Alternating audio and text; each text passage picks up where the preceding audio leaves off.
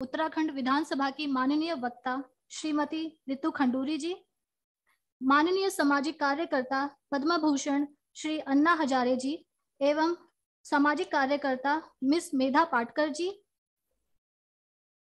माननीय VC Ayurvedic university professor VK Bahuguna ji, इस कार्यक्रम के संयोजक एवं भारतीय मृदा एवं जल संरक्षण संस्थान के निर्देशक माननीय डॉक्टर एम मधु सर, एसएल बहुगुणा स्मृति मंच के अध्यक्ष श्री प्रदीप बहुगुणा जी, इस कार्यक्रम के सचिव आयोजक डॉक्टर डीवी सिंह जी एवं सभागार में उपस्थित तथा ऑनलाइन मोड से जुड़े सभी अतिथि गण का मैं रमापाल वैज्ञानिक एवं मेरी सह मेजबान मिस हरितिमा बहुगुणा आप सभी का हार्दिक अभिनंदन करते हैं।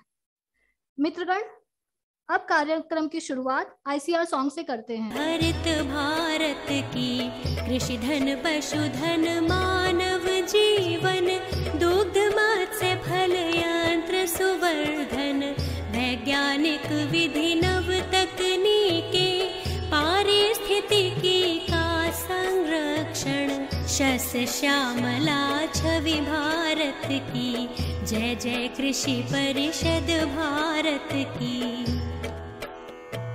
हिम प्रदेश से सागर तट तक मरुधरती से पूर्वोत्तर तक हर पथ पर है मित्र कृषक की शिक्षा शोध प्रसार सकल तक आशा स्वावलंबित भारत की जय जय कृषि परिषद भारत की जय जय कृषि परिषद भारत की।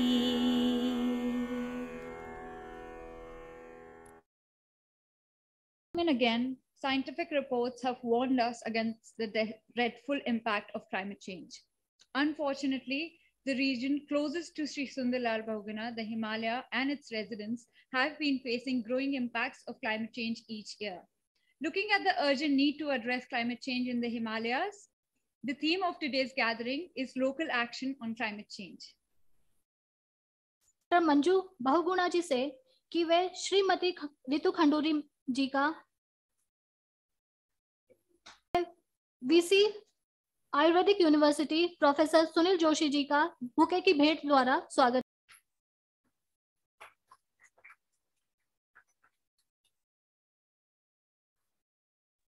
अब मैं डॉक्टर पीएस नेगी जी से निवेदन करती हूं कि वे ex DG ICFRE doctor VK Bahuguna ji का बुके की भेंट द्वारा स्वागत करें। Thank you.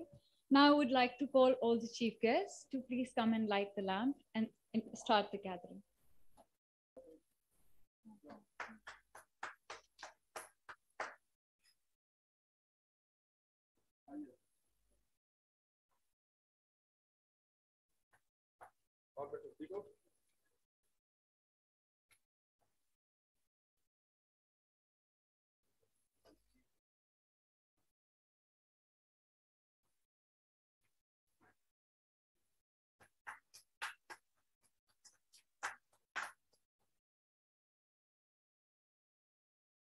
Thank you. Now I would like to invite Dr. M. Madhu, Director ICAR IISWC Dehradun, to address the gathering and share some key highlights from the institution.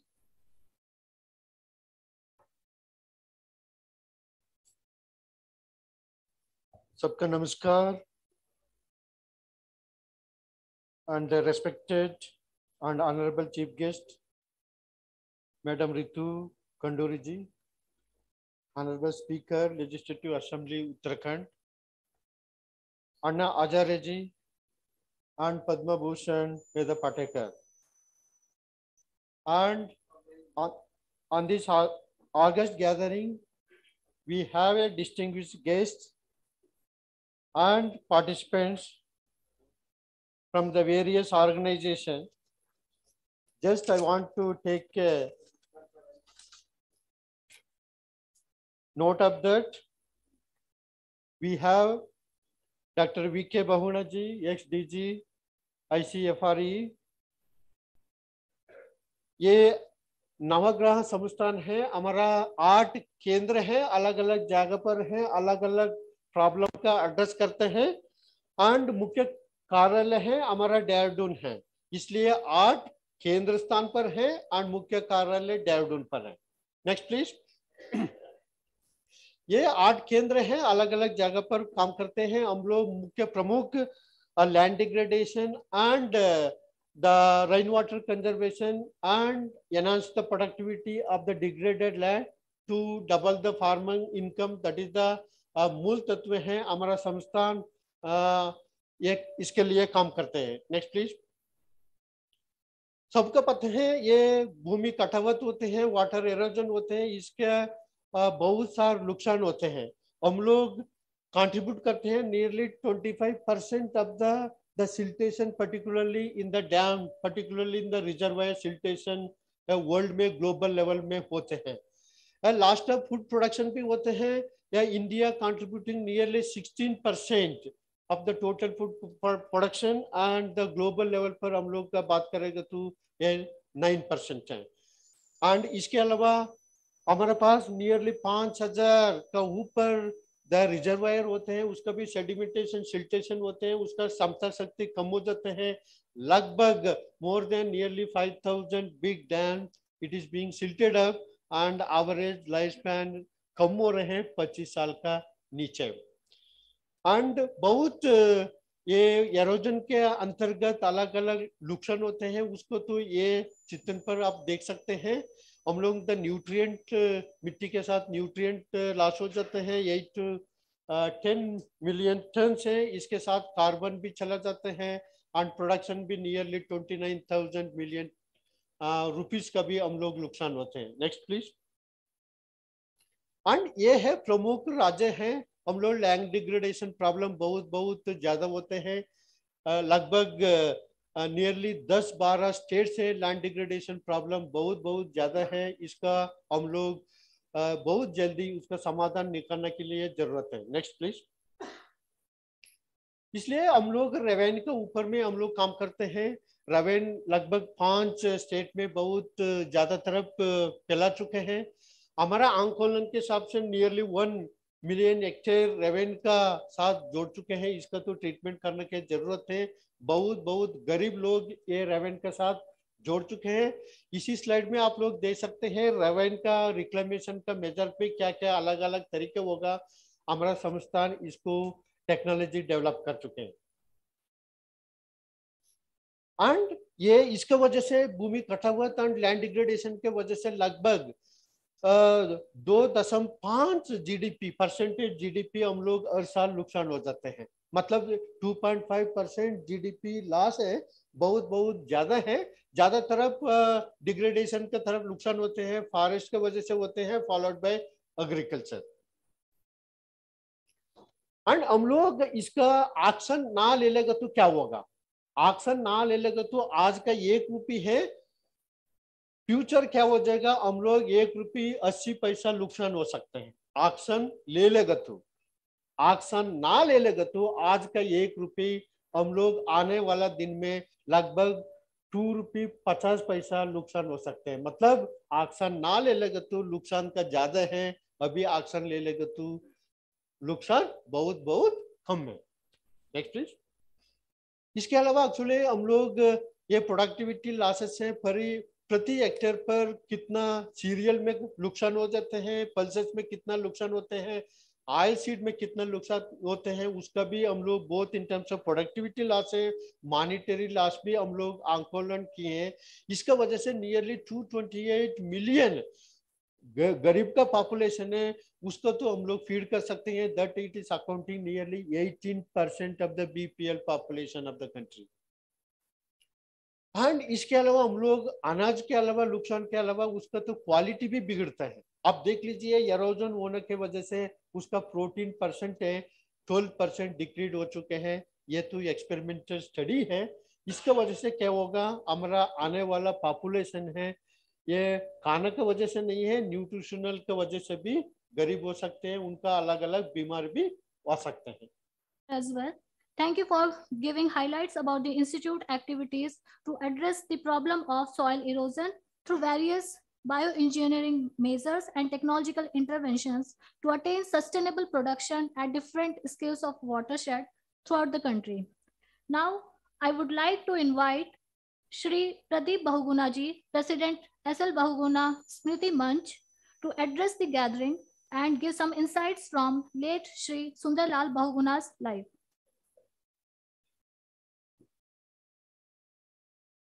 परम आदरणीय विधानसभा अध्यक्ष ऋतुभूषण खन्नुड़ी जी, doctor BK Bahuguna ji, professor Sunil Joshi जी, विवेकानंद खन्नुड़ी जी, रंजना भंडारी जी, नारायण सिंह राणा जी एवं उपस्थित सभी अतिथिगण। ये कार्यक्रम की शुरुआत आप सभी लोगों को पता है कि पिछले साल कोरोना ने हमारे पिताजी और विश्व के पर्यावरण के गांधी सुंदरलाल बहुगुणा जी को हमसे छीन लिया था। तो मेरी बिटिया हरितिमा बहुगुणा ने इसकी शुरुआत पिछले साल ऑनलाइन की थी, तब कोरोना का वक्त था। इस बार जो स्थानीय लोग थे, खासकर भारतीय लोग और देहरादून के जो लोग हैं, उनका मानना था कि भाई इसको ऑफलाइन मोड में भी करना चाहिए, सब लोग की इसमें भागीदारी हो, उनसे जुड़े अपने अनुभव सुना सके। वो हमेशा जो 50 साल पहले आज से उन्होंने कहा था कि भाई पेड़ों की मुख्य देन जो है ऑक्सीजन है। वो कहते थे what do the forest where, soil water and pure air, soil water and pure air are the basis of life. तो मुझे लगा कि भाई मिट्टी पे यहाँ पे काम जो संस्थान कर रहा है, क्यों ना हम इसी को भागीदार बनाएं इस बृहद आयोजन के लिए। और मैं शुक्रगुजार हूँ मधु जी का कि उन्होंने पहली बार में उन्होंने इसको स्वीकार किया और कहा बिल्कुल निश्चित तौर से हम इसमें भागीदारी निभाएंगे। थोड़ा सा मैं उनके जीवन के बारे में आपको बताते चलूं। एक राजभक्त परिवार में जन्मे सुंदरलाल बहुगुणा श्रीदेव सुमन के संपर्क में आए। उसके बाद उनके पूरे जीवन की दशा बदल गई। उन्होंने घर से विद्रोह कर दिया। वो बच्चों के साथ खेल रहे थे आंगन में, सुमन जी आए, उन्होंने अपने संदूकची से एक चरखा निकाला, सूत काटने लगे। उन्होंने लड़कों से पूछा, बच्चों ने कौतूहल बस पूछा कि इससे क्या होगा, इस चरखे से क्या होगा। उन्होंने कहा ये छोटा सा चरखा नहीं है, अगर इसको सब अपना लें तो हम अंग्रेजों को यहां से भगा सकते हैं। उसके बाद उन्होंने सवाल किया कि तुम बड़े होकर क्या बनना चाहते हो। उस समय परंपरा थी कि 8वीं से जैसे मिडिल कोई पास करता था तो राजा उसको अपने यहाँ नौकरी दे देता था कि जिससे आगे पढ़ाई न कर पाए और हमारी जीवजूनी में रहे। तो उन्होंने कहा हम राजा की सेवा करेंगे। उन्होंने कहा राजा की सेवा करोगे तो इन गरीबों की सेवा कौन करेगा, क्या तुम अपने को चंद चांदी के टुकड़ों में बेच दोगे। ये जो बहुत बड़ा सवाल था वो उनको कचोड़ गया पिताजी को। और घर पे जाके वो लुक छुप के उनसे मिलने लगे सुमन जी को। तो परिवार में जब पता चला, हमारे दादाजी उस समय रेंज ऑफिसर थे, परिवार में पता चला कि ये तो विद्रोही हो गया है, तो उसको लोगों ने कहा, कुछ ने कहा कि इस पे कोड़ हो जाएगा, कुछ ने कहा कि नमक खाता है राजा का और ऐसा काम करता है। उन्होंने 13 साल की उम्र में घर छोड़ दिया और घर छोड़ के पूरी तरह से आजादी की लड़ाई में जुट गए। और श्रीदेव सुमन को जब यातनाएं दी गई जेल में, तो उसका उन्होंने, और उनका जो वहां बयान था, अंदर ही कचहरी लगी थी, अंदर ही कोर्ट लगी थी जेल में, क्योंकि राजा को डर था कि अगर बाहर ये सब करेंगे तो विद्रोह हो जाएगा। तो उसको वहां भी देखिए हर जगह कुछ ना कुछ इस तरह के देशभक्त निकल आते हैं। तो वहां एक सिपाही थे जेल में जो सुमन जी के विचारों से बहुत प्रभावित थे। तो जहां पिताजी रहते, एक फार्मासिस्ट के यहाँ रहते थे, तो उसने अपने एक हाथ की उंगली काट दी और वो सुमन जी के बारे में पूरा उनको खबरें देने लगा। उन्होंने उनका सुमन जी का लिखित बयान पिताजी तक पहुंचाया। अगले दिन सारे अखबारों में छप गया। जब सारे अखबारों में छप गया तो पुलिस आई, वहां तलाशी ली। तो उन्होंने तो काफी नीचे सिलवट्टे के नीचे गड्ढा खोद के वहां छुपा रखा था। भले कागज वागज तो नहीं मिला कुछ, लेकिन उनको शक हो गया कि भाई ये लड़का इसी ने किया होगा ये। तो उनको हिरासत में ले लिया गया। प्रिंसिपल उस समय PIC के थे। उन्होंने कहा साहब ये है तो गांधी का चेला, लेकिन कुशागर छात्र है, प्रथम आने वाला है, अगर आप इसको अरेस्ट कर परीक्षा नहीं देने देंगे तो महाराजा साहब का रिजल्ट बिगड़ जाएगा। तो फिर ये तय हुआ कि पहरे में राजा के पुलिस के पहरे में परीक्षा उन्होंने दी। उसके तत्काल बाद उनको जो है नरेंद्र नगर हवालात में बंद कर दिया गया, क्योंकि टिहरी जेल में श्रीदेव सुमन बंद थे, इसलिए उनको वहां नहीं रखा जा सकता था। तो उसके बाद जो उनकी बिल्कुल मरणासन स्थिति हो गई, तो डॉक्टर ने कहा कि भाई अभी सुमन गुजरे हैं और एक और इसी तरह से हिरासत में मौत होगी तो बड़ा भारी विद्रोह हो जाएगा। तो उस फिर डॉक्टर की सिफारिश पे कि डॉक्टर ने कहा नहीं तो मर जाएगा। 5 महीने तक उनको नहाने धोने का कुछ मौका नहीं मिला, उनके फोड़े बड़े बड़े हो गए थे शरीर पे सारे। तो उस पे फिर डॉक्टर की सिफारिश पे बाहर आए, वहां से वो लाहौर पढ़ने चले गए। लेकिन वहां भी फिर उसी में जुड़ गए वो, वहां जो प्रजातंत्र प्रजामंडल बना हुआ था देसी राज्यों के खिलाफ, उसके सक्रिय सदस्य बन गए। यहाँ से राजा की फौज उनको ढूंढते हुए राजा के सिपाही लाहौर पहुंचे, तो 1 साल तक वो सरदार बन के रहे और उस दौरान उन्होंने गुरुमुखी भी सीखी। उसके बाद जब वो अपना बीए ऑनर्स वहां से करके प्रथम श्रेणी में आए तो उनको टीरी में प्रवेश नहीं करने दिया गया। तो वहीं से उन्होंने सबसे पहले उपवास की शुरुआत की और उसको वहीं पे पुल पे धरने पे बैठ गए। 1 हफ्ते तक उन्होंने उपवास किया पुल पे। तो यहाँ से उनका जो है उपवास की शुरुआत थी। उसके बाद फिर राजा को झुकना पड़ा, फिर उनको प्रवेश दिया गया। उन्होंने सबसे पहला काम फिर ये किया कि सबसे पहले उन्होंने जातीय समरसता से शुरुआत करी अपने कामों की।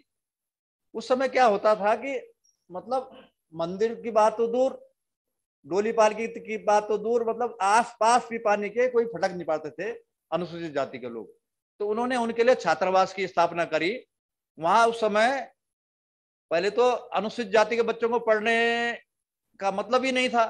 तो एक दर्जी के बेटे थे विद्यानाथ जी, उनको पढ़ाई का अवसर मिला। तो पढ़ाई का अवसर मिला, पढ़ने तो लगे, हॉस्टल में भी रखा गया, लेकिन उनको खाना अलग दिया जाता था आंगन में बच्चों को। तो उनके पास पिताजी उस समय जो है इसमें स्वीपर बस्ती में उनको रात की कक्षाएं करते थे। तो 2 छात्र थे उस समय, विद्यासागर नौटियाल, दोनों अब दिवंगत हैं, कामेश्वर बहुना।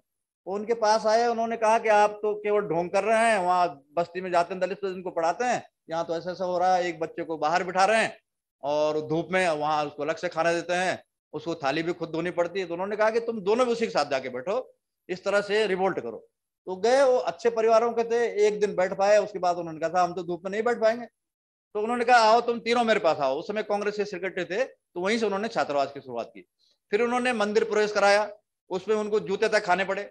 उसके बाद शराबबंदी आंदोलन था, क्योंकि सबसे बड़ी समस्या ये थी, महिलाएं इससे बड़ी परेशान थी, आज भी परेशान है। सबसे बड़ी समस्या अगर आज भी उत्तराखंड की है वो शराब की है। तो उन्होंने उसके खिलाफ आंदोलन छेड़ा और इतना बृहद आंदोलन हुआ, पूरा उत्तराखंड में फैल गया। उस समय 6 साल का था, मैं भी उसमें जेल गया अपनी माताजी साहब में, और मेरा स्पेशल अलग वारंट इशू हुआ था। पुलिस ने कुछ गड़बड़ी से कुछ से कर दिया। उस समय माननीय चंद्र सिंह जी यहाँ बैठे हुए हैं, सिटी मजिस्ट्रेट थे वहां पे सहारनपुर में। तो जेल में मिलने आए, मुझे गोद में उठाया, लेके चलने लगे। जेलर ने कहा साहब आप कहाँ ले जा रहे हैं हमारे कैदी को? उन्होंने कहा कैदी क्या मतलब, इतने बच्चे को आपने क्यों रखा जेल में? उन्होंने कहा साहब इसका तो अलग वारंट इशू है। फिर वो बड़ा चर्चा का विषय बना। तब कमलापति त्रिपाठी उत्तर प्रदेश के मुख्यमंत्री थे, तो ये चर्चा का विषय बना कि साहब कमलापति त्रिपाठी की सरकार एक 6 साल के बच्चे से भी डरती। तो जब शराबबंदी लागू हो गई, 14 दिन बाद उस समय हम लोगों को छोड़ा गया जेलों से और सरकार को शराबबंदी लागू करनी पड़ी पूरे उत्तराखंड में। उसके बाद फिर इन्होंने अपना ध्यान पेड़ों की समस्या पे केंद्रित कर दिया और तिलाड़ी से इसकी शुरुआत की 1972 में। और बहुत कम लोगों को ये पता है कि आज हमारे पास नहीं, मैं काफी कोशिश कर रहा था कि घनश्याम सैलानी जी के कोई परिवार के सदस्य यहाँ पे आ पाए, लेकिन वो नहीं आ पाए कोई। तो सबसे पहले चिपको गीत उन्होंने दिया था और वही फिर हमेशा अलख जगाने का काम साथ पे वो कंधे से कंधा मिला के चलते रहे और फिर चिपको आंदोलन का जन्म हुआ। 81 में उनको पद्मश्री दी गई, इसीलिए कि साहब आपने बड़ा अच्छा काम किया पेड़ों को बचाने के लिए। और मेरे समझ से संभवतः पहली घटना होगी कि उन्होंने पद्मश्री फ्यूज कर दी। उन्होंने इंदिरा गांधी के पास गए, उन्होंने कहा मैडम ऐसा है, एक तरफ तो धरती का लहू मांस बह के जा रहा है, ये पेड़ जो है सारी मिट्टी को रोकते हैं, सब कुछ करते हैं, इनको आप काटते जा रहे हैं और ये तो मेरा उपहास है। एक तरह आप मुझे पद्मश्री दे रहे हो तो मैं इसको नहीं लूंगा। उसके बाद फिर फॉरेस्ट कंजर्वेशन एक्ट लागू हुआ। वो कमेटी पहले ही बन गई थी, लेकिन उत्तर प्रदेश के जो तत्कालीन मुख्यमंत्री थे बीपी सिंह थे, तब उनसे पहले रामनरेश यादव थे, तो उनका कहना यह था साहब हमारा रेवेन्यू का मुख्य सोर्स यही है पेड़ और हम इसको काटना बंद नहीं कर सकते हैं। तो इंदिरा गांधी थी, उन्होंने कहा कि ठीक है आप अपने रेवेन्यू कमाओ, मैं तुम्हारी सेंट्रल एड सब बंद कर देती हूँ। तो उसने कहा सेंट्रल एड जो मैं यूपी को मिलनी है मैं सब बंद कर देती हूँ। तो ऐसे में फिर बीपी सिंह को भी बात माननी पड़ी और फिर अंततः पेड़ों की कटाई रुक गई। उसके बाद उन्होंने जो इसी बीच उन्होंने जो है, क्योंकि पहले तक तो ये था कि जो शुरुआत चिपको आंदोलन की थी इस तरह से थी कि भाई स्थानीय लोगों को इसमें काटने का मौका मिले, स्थानीय लोगों पर लकड़ी मिले, यहाँ के कुटीर उद्योग उससे चले। लेकिन पिताजी पदयात्राएं करते थे लंबी लंबी और उन्होंने देखा कि जहां जहां वन कटान हुआ है, उस जैसे वहां तवा घाट हुआ और जगहों पे उन्होंने देखा जहां जहां वन कटान हुआ है वहां भयंकर तबाही हुई है। तो उन्होंने कहा कि देखिए चीड़ तो धरती के लिए अच्छा नहीं है, लेकिन अब यहाँ कुछ है ही नहीं। अंग्रेजों ने सब जो मिक्स फॉरेस्ट था उसको चीड़ में कन्वर्ट कर दिया, और फिलहाल चीड़ कम से कम मिट्टी को तो रोके हुए है। तो उन्होंने कहा साहब कुछ साल के लिए जब तक स्थिति सुधरती नहीं है पेड़ों पे कटान लग जाना चाहिए। और उन्होंने नारा दिया, यही नारा, क्या है जंगल के उपकार, मिट्टी पानी और बयार, मिट्टी पानी और बयार जिंदा रहने के आधार। ये पूरे विश्व में फिर प्रसिद्ध हो गया यही नारा। और उसके बाद जब जब फॉरेस्ट कंजर्वेशन एक्ट लागू हो गया तो उसके बाद उन्होंने पूरे देश भर में इसको फैलाने के लिए कश्मीर से लेके कोहिमा तक यात्रा की, गंगा सागर से गंगोत्री तक, नदी के किनारे किनारे नदियों के प्रति लोगों को जागरूक करने के लिए, भाई इसमें इसको गंदा मत करो, ये हमारी प्राणदायिनी है। तो साइकिल यात्रा निकाली, उसमें मैं भी शामिल हुआ था। तो ये अंतिम समय तक भी जो है वो अपने विचार को आगे किसी भी तरह से, मतलब जब वो अशक्त हो गए थे, चल फिर नहीं सकते थे, जो भी उनके पास आता था उनको ये प्रेरित करते थे, चिंता जाहिर करते थे कि भाई देखो, उनका कहना था कि अब जब विश्व युद्ध होगा पानी के लिए होगा और हमें अपने पानी की जरूरतें घटानी होंगी। और इतने प्रैक्टिकल आदमी थे, जैसे गांधी जी करते होंगे उसी तरह से उन्होंने केवल चावल इसलिए खाना छोड़ दिया कि चावल बहुत ज्यादा, चावल का पौधा बहुत ज्यादा पानी लेता है धरती से। सेब खाना इसलिए छोड़ दिया कि साहब इसके लिए पेड़ कटते हैं पेटियों को इसकी पैकिंग के लिए। तो जिंदगी भर उन्होंने न तो चावल खाया और न सेब खाया, इसीलिए। तो ये था उनका बिल्कुल बिहारी का जो उनके, ये सबसे बड़ी खासियत, उनका व्यक्तित्व तो इस तरह का था कि जो एक बार उनके संपर्क में आ गया उनका मुरीद हो जाता था। फिर हमारे चंडी प्रसाद भट्ट जी, ये बुकिंग क्लर्क थे उसमें जीएमओ में, उनके संपर्क में आया, उन्होंने अपनी नौकरी छोड़ी। धूम सिंह नेगी प्रधानाचार्य थे हाई स्कूल में जाजल में, उनके संपर्क में आकर उनकी नौकरी त्याग दी, उन्हीं के पीछे हो लिए। और यही नहीं, पिथौरागढ़ में एक डाकू हुआ करता था, उनमें सिंह एक फौजी थे, उन्होंने, उसका बड़ा आतंक था, उन्होंने अपना जो है जंगल में ठौर बना लिया था और लूटपाट डकैती करते थे। वो भी जब वहां आए तो उन्होंने आत्मसमर्पण करते हैं उनके समक्ष, पिताजी समक्ष, और शपथ ली कि अब मैं कभी जो है लूटपाट डकैती नहीं करूंगा। और उस समय देखिए, ये अब विवेक खंडूर जी हमारे यहाँ बैठे हुए हैं, जब उन्होंने बडियारगढ़ में आंदोलन चलाया था तो रातों रात उनको वहां से उठा लिया गया कि भाई नहीं तो आंदोलन भड़क जाएगा। पहले टिहरी लाया, वहां आंदोलन भड़क गया, उसके बाद देहरादून शिफ्ट कर दिया। तो खंडूड़ी जी के नेतृत्व में यहाँ भी फिर जन आंदोलन शुरू हो गया। सरकार को आखिर में उनको छोड़ना पड़ा, फिर रिहा करना पड़ा, जब बहुत व्यापक जन आंदोलन हो गया। तो ऐसा सा उनका व्यक्तित्व था। तो मैंने आपका काफी समय लिया। मैं एक चीज ये चाहता हूँ कि जो उनसे जुड़े हुए लोग थे, और एक उनमें कुंवर प्रसून थे, आज हमारे बीच में नहीं है। जैसे घनश्याम सैलानी ने हमेशा गीत गा के उनके आंदोलन को आगे बढ़ाया, ऐसे कुंवर प्रसून बहुत अच्छे विचारक थे, नए नए नारे, नए नए तरीके आंदोलन के उन्होंने सुझाए। और मैं, हाँ, पत्रकार तो थे उच्च कोटि के। तो मैं चाहता हूं कि मैं मैडम, ऐसे 2-3 लोग यहाँ पे हैं जिन्होंने पूरा जीवन मतलब उनके साथ समर्पित कर दिया।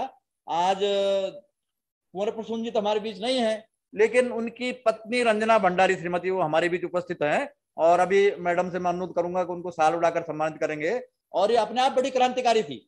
इनके यहाँ जब इनके घर पे, इनके मायके में वन कटान शुरू हुआ तो पिताजी और उनके सहयोगी जैसे कुंवर प्रसून हुए, प्रताप शिखर हुए, धूम सिंह नेगी, लोग वहां गए, लेकिन लोगों ने उनका साथ नहीं दिया। लोगों ने कहा ये चीड़ तो हमारे किसी काम का नहीं है, इसकी पत्तियां हमारे खेत खराब कर रहे हैं, हमारे जानवर फिसल जाते हैं, हम फिसल जाते हैं, और ये तो कटना ही ठीक है। फिर इसकी छाया होती है, हमारे घरों पे छाया होती है। तो इन्होंने, रंजना जी ने सुझाव दिया कि भाई देखो, पेड़ के नाम पे तो तुम्हें कोई साथ देगा नहीं। यहाँ पे इस गांव की मुख्य समस्या है पानी की, और यहाँ से पानी पंप होके वहां जा रहा है चंबा। और जब जब पंप सेट बना था तो हमको कहा गया था कि आपके गांव को भी पानी मिलेगा, लेकिन हमें पानी दिया नहीं। आप इस पानी की समस्या को उनसे जोड़ो तो सबका आपको सहयोग मिलेगा। ये सुझाव देने वाली रंजना भंडारी थी, और जो बाद में फिर उस समय इनका विवाह नहीं हुआ था, तभी आंदोलन के बाद इनकी शादी कुंवर प्रसून जी से हुई। तो इनके सुझाव पे लोगों ने अमल किया और सब लोग पानी का आंदोलन छेड़ दिया, और उसके बाद पेड़ कटान में बंद हो गया। तो अब मैं अनुरोध करूंगा मैडम से कि उनको सॉल उड़ा के श्रीमती रंजना भंडारी, पत्नी स्वर्गीय श्री कुंवर प्रसून जी को सम्मान करें। सॉल उनकी पाओगी, कमल कमल जो है पिछले को दिला लिया है। आप लोग सब देखे इतने योद्धा की पत्नी है और अपने आप भी आंदोलन कर रहे हैं।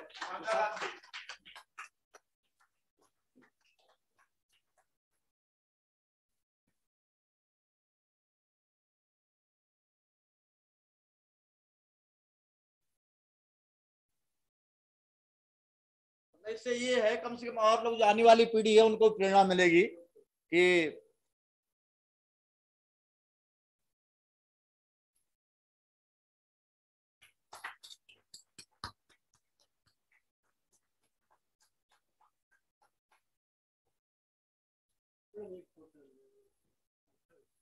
अरे बेटा अभी आपके सुपुत्र हैं जी, ये यहाँ यूपीएस यूनिवर्सिटी में प्रोफेसर हैं जी, अनुपम भंडारी जी।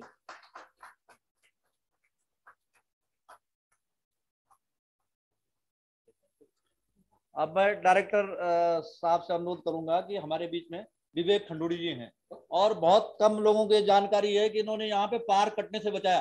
जो थोड़ा बहुत हरियाली आज है यहाँ पे देहरादून में, उनकी देन है। उस समय इन्होंने सुंदरलाल बौड़े से प्रभावित होकर हम बिल्कुल आंदोलन छेड़ दिया था कि पेड़ नहीं कटेंगे। तो मेरा अनुरोध है डायरेक्टर मधु से कि आपको स्वामी विवेकानंद खंडूड़ी जी को शॉल उड़ाकर सम्मानित करें।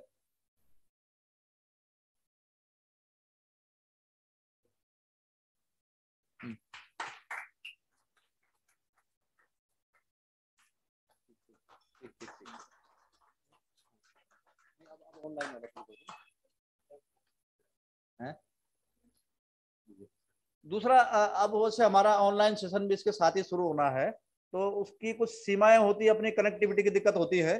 तो सीरियल वाइज न जाके हम ये कोशिश करेंगे जो उपलब्ध है डायस पे, जो उपलब्ध है स्क्रीन पे, उनसे बुलाना शुरू कर दें। तो प्रोफेसर जॉर्ज जेम्स मुझे दिखाई दे रहे हैं। अच्छा, ये सेशन हम इसके लेफ्टिनेंट जनरल बीसी खंडूड़ी जी की सुपुत्री हैं और उनके बारे में, हाँ, उनके बारे में तो कुछ कहने की जरूरत है नहीं। उनकी ईमानदारी के बारे में और जो उन्होंने इस प्रदेश की बुनियाद को रखने में किया है, उससे सब लोग अच्छी तरह से परिचित हैं। दूसरा, इनका उपकार हमारे परिवार पे भी है। जब पिताजी को सबसे पहले हार्ट की दिक्कत हुई थी तो उन्होंने उनका पूरा इंतजाम किया था एम्स में, और वहां पे उनका, तो मैं माननीय ऋतुभूषण खंडूड़ी जी से अनुरोध करूंगा कि अपना संबोधन। कार्यक्रम, धन्यवाद प्रदीप बहुगुणा जी, और माफी चाहूंगी थोड़ा सा मैंने आपके कार्यक्रम को हौच-पौच कर दिया, लेकिन मुझे निकलना है, इसलिए माफी चाहूंगी। World environment day 2022 in the memory of late Shri Sundarlal Bahuguna ji, being organized by SL Bahuguna Smriti Manch and ICAR, theme being local actions on climate change के कार्यक्रम में यहाँ पर हमारे बीच में नेट के माध्यम से और प्रत्यक्ष यहाँ पर जो हैं, ऐसे हमारे आदरणीय अन्ना हजारे जी, आदरणीय मेधा पाटकर जी, आदरणीय डॉक्टर एम मधु जी, आदरणीय प्रोफेसर सुनील जोशी जी, आदरणीय डॉक्टर वी के बहुगुणा जी, आदरणीय विवेकानंद खंडूड़ी जी, आदरणीय प्रदीप बहुगुणा जी, डॉक्टर DU सिंह जी और आदरणीय रंजना भंडारी जी, जो हमारे लिए बिल्कुल प्रेरणा की स्रोत हैं। एंड इट्स अ प्लेजर कि I was able to honour her. Thank you very much Pradeep Bahuguna ji for giving me this honour.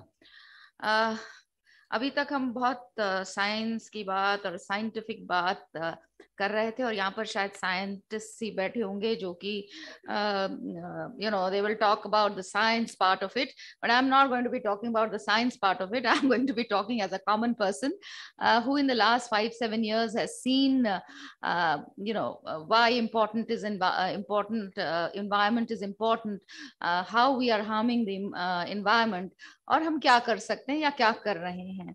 तो आप सब जानते हैं कि 5 जून को 1972 में ये निर्णय यूनाइटेड नेशंस ने लिया था कि एनवायरनमेंट डे की जरूरत है, आवश्यकता है। शायद 50 साल पहले उनको लगा होगा कि समय आ गया है कि अब हमें अपने एनवायरनमेंट को बचाना है, अपनी हवा, पानी, धरती को बचाना है।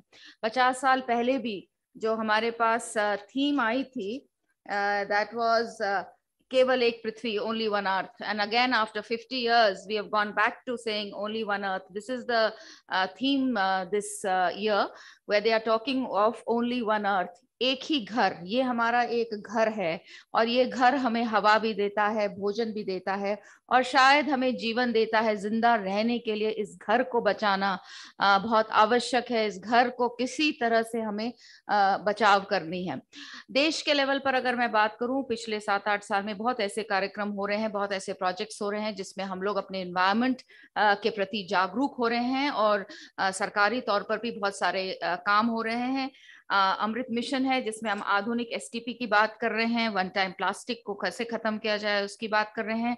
नमामि गंगे के तहत आप जानते हैं गंगा की स्वच्छता किस तरह से की जाए, उसकी सफाई किस तरह से की जाए। One sun one grid, we are talking about one sun one grid, production of ethanol and blending, जिससे कि गन्ना, आप जानते हैं गन्ने से एथेनॉल बनता है और सड़े हुए फूड ग्रेन से बनता है, which is not only going to be helping our environment but at the same time our किसान, हमारे फार्मर्स के लिए भी, क्योंकि गन्ना हम उन्हीं से जो लेंगे, जो यूज हम करेंगे, जो सड़े हुए फूड ग्रेन्स है या गन्ने का जो बचता है उससे जो हम एथेनॉल निकालते हैं वो बेनिफिट हमारे फार्मर्स को भी करेगा। So it's a win win situation where our carbon footprints will also be reduced, at the same time we will be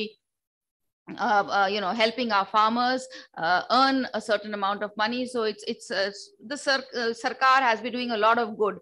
Now, as a common person who's or as an MLA in the last 5 years, I have seen government of India and government of Uttarakhand working towards improving the environment. इसमें सबसे ज़्यादा जो बढ़िया काम हुआ, of course महिलाओं के लिए तो था ही, लेकिन साथ ही साथ अपने जंगलों को बचाने का भी था, वो था उज्ज्वला गैस। अब हमने जब गैस पहुंचानी शुरू की अपनी महिलाओं को, तो एक क्लीन फ्यूल तो उनको मिला ही मिला, साथ ही साथ हमने अपने पेड़ों को बचाया। हाँ, सही है कि महिलाओं को जंगल जाने से भी रोका, कठिनाई थी, कष्ट था, बहनों को परेशानी तो होती ही थी, लेकिन हमने अपने एनवायरनमेंट को बचाने के लिए भी एक ये बहुत बड़ा कदम है, जहाँ 9 करोड़ से ऊपर बहनों तक, महिलाओं तक, घरों तक हमने उज्ज्वला गैस पहुंचाई है, जिसके कारण हमारे पेड़ कटने कम हुए हैं, बहुत कम हुए हैं। साथ ही साथ अगर मैं बात करूं रिन्यूएबल एनर्जी की, solar energy, we are encouraging that. I was of course MLA from Yamkeshwar before this and I am happy to tell you कि लोगों ने इसको एक व्यवसाय की तरह लेना शुरू कर दिया। पहले तो हम लोग कहते थे घर के ऊपर लगा लो, आपके लिए अच्छा रहेगा, लेकिन अब लोगों ने जो, क्योंकि हमारे फील्ड्स तो खेती तो हम करते नहीं हैं और नहीं खेती नहीं करने के कारण पानी हम सिंचित नहीं कर पा रहे हैं, हमारे जो खेत हैं वो क्ले सीमेंट की तरह हो गए हैं। तो जब वो सीमेंट की तरह हो गए हैं तो पानी नीचे सोखता नहीं है, पानी नीचे सोखता नहीं है तो पानी रिचार्ज नहीं होता है, रिचार्ज नहीं होता है तो पानी की कमी होती है। अभी कहा गया है वर्ल्ड वॉर होगी। So since we are not using our land at all, of course from this platform I would like to somehow if we could encourage people to go back to plowing the land, बैल लें, हल चलाएं, हल लगाएं। हम सरकार को मैं बार बार कहती हूँ मनरेगा से जोड़िए, कुछ नहीं कर रहा आदमी, केवल हल ही लगा ले, हल लगा लेगा तो हम पानी तो नीचे पानी तो जाएगा जमीन में, और जमीन में पानी जाएगा तो हमारी जो नदियां सूख रही हैं, जो हमारे स्रोत खराब हो रहे हैं, जहां पानी की कमी की वजह से दिक्कतें धीरे धीरे उत्तराखंड में भी आएंगी, उससे शायद कुछ बचाव हो सकता है। पर अगर हम ये नहीं कर रहे हैं तो दूसरी तरफ एक अच्छी चीज ये कर रहे हैं कि हम सोलर प्लांट्स लगा रहे हैं और अपने घर की बिजली तो हमें फ्री मिल ही रही है, हम उसके से कमाई भी कर रहे हैं। We are giving electricity to the grids. So renewable energy is also, I think, a technology which can be used in the future to protect our environment. Young children, 7-year-old, 8-year-old, protesting when the parents are ready to throw their ice cream cup paper on the floor. I have seen kids protesting. So this is a sanskar. Now, this sanskar needs to come into every child. We need to go to schools, and awareness is extremely important. Of course, we have only scientists here, but I'm sure we have some social workers here also. We need to make children aware. जब तक हम बच्चों को ये संस्कार में नहीं लाएंगे, पानी की बचत कीजिए, पानी नल बह रहा है तो बह रहा है, कपड़े धुल रहे हैं तो 6-6 बाल्टियों में कपड़े धुल रहे हैं, बत्ती, I remember my father telling me, my study table and the distance between my study table and my washroom was not even a minute away. But even for that 1 minute away, I had to switch off the fan and my study table lamp before I went into the toilet. And we used to feel terrible. I used to tell him, not tell him because he did not have the guts. An army father was a strict father. But mani man sochte the, what the hell is this? क्यों बंद करें भैया, 1 minute के लिए तो जाना है. He would, but now you learn. And as an MP, I've seen him in his house. When we used to go to his house in Delhi, I used to tell him, your house is the one which shows no lights. There are no lights in your house. Why? And I also had the cheek to tell him कि बिजली का bill तो सरकार दे रही है. उसके बाद जितनी डांट पड़ी मुझे, मैं कभी नहीं भूल सकती हूँ. I can never forget that. He says, national waste होता है. What are you talking about? So ये संस्कार है, ये थॉट है, ये संस्कार कि पेड़ नहीं काटने चाहिए. क्यों नहीं? क्योंकि आज का बच्चा आप कहेंगे नहीं काटने चाहिए, it does not understand. हमने समझा. If our parents said this is wrong or this is black, we would say yes, it is black. But a today's child will not understand that. You have to tell him scientifically. You have to give him the reasons why a tree is important, why water is important, why we need to protect our environment. और ये सारी चीजें स्कूलों से, ये सारी चीजें घरों से. तो हम कितना ही बोल लें, कितना ही हल्ला कर लें, कितने ही लॉज ले आए, कितने ही रेगुलेशंस ले आए, लेकिन जब तक ये हमारे संस्कार में नहीं आएगा कि मुझे अपने इस पृथ्वी को बचा के रखना है, मुझे देश को बचाना है, मुझे एनवायरमेंट को बचाना है, तब तक ये हो नहीं सकता है. It is difficult. We have had great people like Adaniya Sundarlal Bahuguna ji, Gaura Devi ji, so many of them, Chandra Prasad Bhatt ji. They are iconic to us. They are examples for us. We need to, tell our children their stories. We need to bring them forward so that society hears about them, that they did this so many years ago. Tinchari Mai, so many, आंदोलन हुए इन चीजों पर. तो मेरा विश्वास यह है कि रूल्स, रेगुलेशन, साइंस, टेक्नोलॉजी सब यूज होनी चाहिए, लेकिन साथ ही साथ बहुत एक इम्पॉर्टेंट फैक्टर हमें नहीं भूलना चाहिए कि हमें बच्चों के संस्कार में इस चीज को डालना होगा कि जब तक आप अपने पृथ्वी से प्रेम नहीं करेंगे, अपने पेड़ से प्यार नहीं करेंगे, अपने पानी से प्यार नहीं करेंगे, तब तक आप इसको बचा नहीं सकते हैं. And I'm very hopeful because I see, people working. There are hundreds and hundreds of people who are working towards creating a good environment, protecting our environment. There are governments who are working on it, NGOs who are working on it. But the biggest hope I see in the eyes of the youngsters. There are young people who are now coming out and working in this field, working with the government to improve the environment, not only of the entire country, but also in Uttarakhand. I see a lot of people doing a lot of good.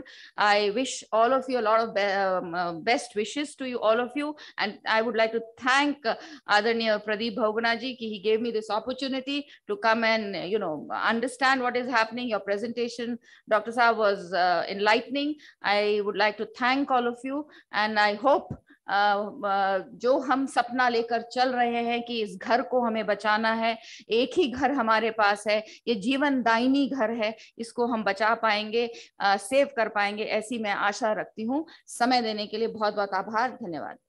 Thank you so much, ma'am, for your kind words. And as you said, it is the need of the hour that the next generation is born with the ideology of preserving our climate, thinking that we only have one planet left and there is nowhere else to go. So I would now like to invite Dr. M. Madhu to present ma'am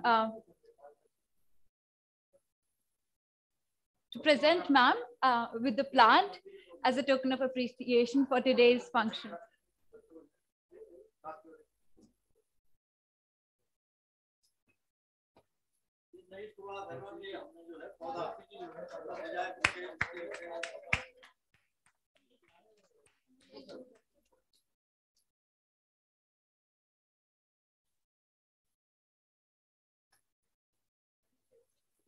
Thank you.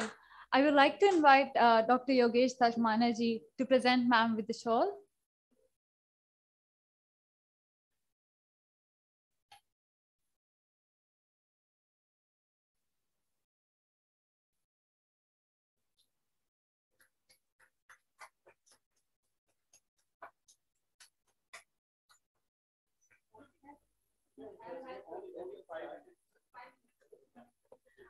अब मैं निवेदन करती हूँ श्री अनिल नेती जी से, जो कि चकबंदी अधिकारी रुड़की से हैं। उनके द्वारा एक पुस्तक लिखी गई है जिसका शीर्षक है समोण। इसकी भूमिका लेट श्री सुंदरलाल बहुगुणा जी ने लिखी है। मैं निवेदन करती हूँ कि वे इस पुस्तक की भेंट माननीय श्रीमती रितु खंडूरी जी को देवें।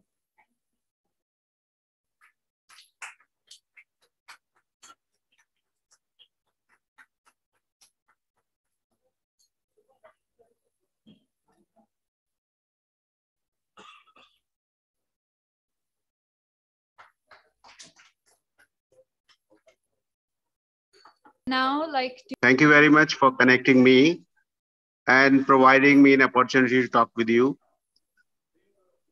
It's honor to be invited by the Bahuguna Sundarlal Bahuguna Ji Smriti Trust. First of all, I would like to say that I have been associated with Adarani Bahuguna Ji since 1977. I was there at the head geology department at Swami Ram Tirth Parisar of Garhwal University in Old Tehri, and he was used to come frequently in Thakkar Baba Hostel. It was close to my department and even close to my cabin.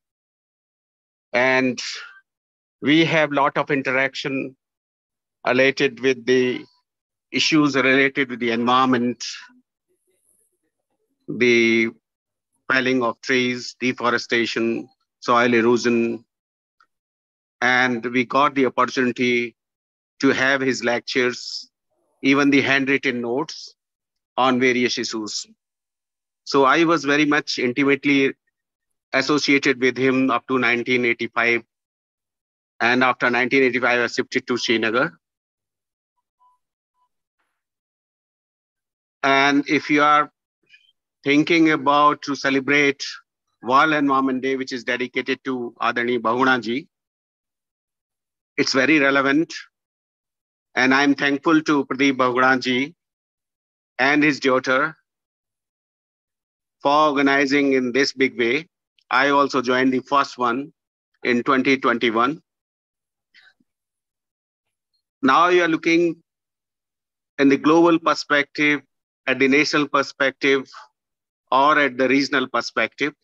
In Uttarakhand state, we have a lot of environmental problems related with biodiversity loss, related with soil erosion, related with landslides, and even the microclimatic variations, even in Uttarakhand, which have direct impact on the natural resources or other resources. So Bahuguna Ji has given the basic ideas for the sustainability. And he has given the thoughts, he has given the ideas that our survival is dependent only on the 5 factors. Panchatattva, Mahabhuta, it has been mentioned even in Rig Veda. So his views are still very, very relevant, and the solution of every environmental problem was given by him. He is basically known as a CIPCO activist and the pioneer for this. But at the same, I would say, he has given solution to all the environmental problems. And the theme for this Environment Day is one planet, one earth only. Because you are aware this is the only planet which can support life. There is no other planet which can support life. Maybe the starting point or the microbes or the life maybe at Mars or other planet. But the full-fledged, this is the only planet where the life can support, my life can be supported. So this is the only planet. It has a fixed carrying capacity. It has the living system, supporting system, So we have to protect it. So the theme is very, very relevant. We have to realize that this is the only planet which can support life. And it has a definite capacity. It is not indefinite capacity for carrying different type of ecosystem services. So we have, this is not the duty of the government. This is not the duty of the global community. This is the duty of individuals. I am very much impressed by the address by the chief guest, that she has advised we have to develop sanskar among the children or the new generation. So we have to inculcate the ethos and the sanskar in every individual. And we should understand this is our duty. Even in the Constitution, under Article 51 AG, this is the duty of every citizen to protect environment, protect earth, living resources. So this will be a tribute to our revered Sri Sundarlal Bahuguna ji. So everybody should pledge that we should live in harmony with the nature, and we have to protect the planet Earth by all our activities, by every activity which is done in day-to-day life. So we have to pledge that we have to protect all the 5 components of the environment which are necessary for the survival of the planet Earth. Thank you very much for giving me an opportunity to say a few words in the memory of Sri Sundarlal Bahuguna ji, and to revive his ideas and to implement his ideas for the protection of the planet Earth. Thank you very much. Professor Sunil Joshi ji, to please come and address the gathering and share your views on climate change. George James is Vidisha.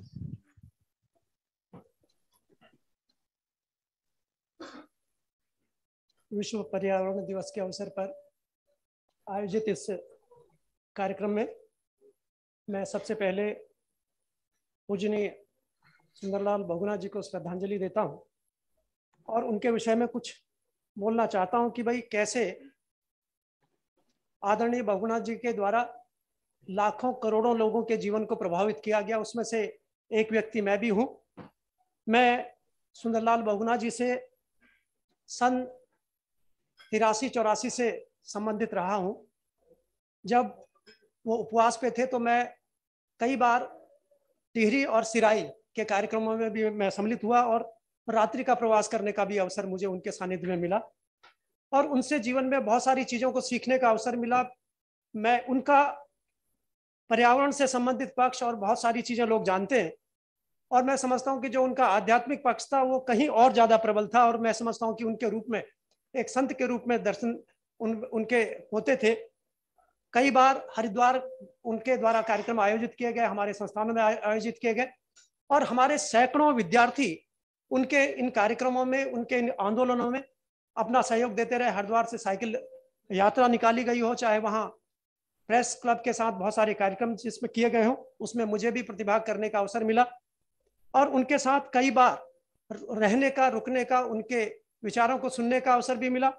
एक बार सहजता, सरलता इतनी थी कि एक बार वो station से उतरे और एक साइकिल पर बैठकर वो मेरे आवास तक पहुंच गए। मुझे बड़ा कष्ट हुआ कि भाई मुझे कि वो ऐसे आए। उनके पास हमेशा एक बैग हुआ करता था। जब एक दिन रेलवे स्टेशन उनको छोड़ने गया तो मैंने कहा भाई मैं उठाता हूँ। मैं जवान होने के बावजूद भी मैं समझता हूँ कि इट वाज मोर देन 35 और 40 kg। उसमें किताबें भी होती थी, उसमें साहित्य भी होता था और वो सारी चीजें होती हो तो कहीं ना कहीं उनका जीवन। और जब उनके पास बैठते थे हम लोग कई बार तो गीता के ऐसे ऐसे उद्धरण और उपनिषदों के उद्धरण जो कि किसी के भी जीवन को परिवर्तित कर सकते हैं। निश्चित रूप से उनका व्यक्तित्व ऐसा था। हम लोगों ने बहुत सारी चीजें उनसे सीखी, जैसे आपने बताया कि मितव्ययिता और पर्यावरण के प्रति यदि हम कैसे अपना योगदान दें, हर व्यक्ति का योगदान कितना महत्वपूर्ण है, ये बहुत जरूरी था। और बार बार कहते थे कि धरती का सच्चा धन चौड़ी पत्ती वाले बन। जैसे अभी उन्होंने कहा कि बहुत सारे उनके स्लोगन्स थे और एक स्लोगन उनका ये भी था जो कि हमको प्रभावित करता था। मेरी एक किताब लिखी गई थी, पर्यावरण और स्वास्थ्य के नाम से मैंने एक किताब लिखी थी, सबसे पहली पुस्तक मेरी थी।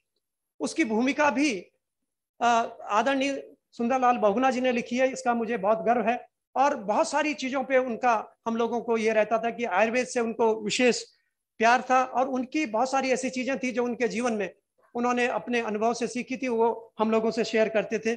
मैं समझता हूं कि आज जब हम पर्यावरण की बात कर रहे हैं तो सबसे महत्वपूर्ण बात जो आज कोरोना के समय में हमको जानने को मिली कि सबसे अचूक दवा साफ पानी, साफ हवा। जब भी हम पर्यावरण की बात करते हैं, हम पर्यावरण के प्रति चिंतित क्यों है? क्योंकि ये पर्यावरण हमारे शरीर के पर्यावरण को प्रभावित करता, हमारे शरीर को प्रभावित करता। यदि इस पर्यावरण के दूषण से या पर्यावरण के खराब होने से हम पर कोई फर्क नहीं होता, आदमी पे कोई फर्क नहीं होता, तो हमारी निश्चित रूप से हमारा उसके प्रति कोई रुझान नहीं होता कि हम इसको ठीक करें। और जैसे कहा जाता है कि हमें पर्यावरण को सुधारने के लिए विशेष चीजों की आवश्यकता नहीं है।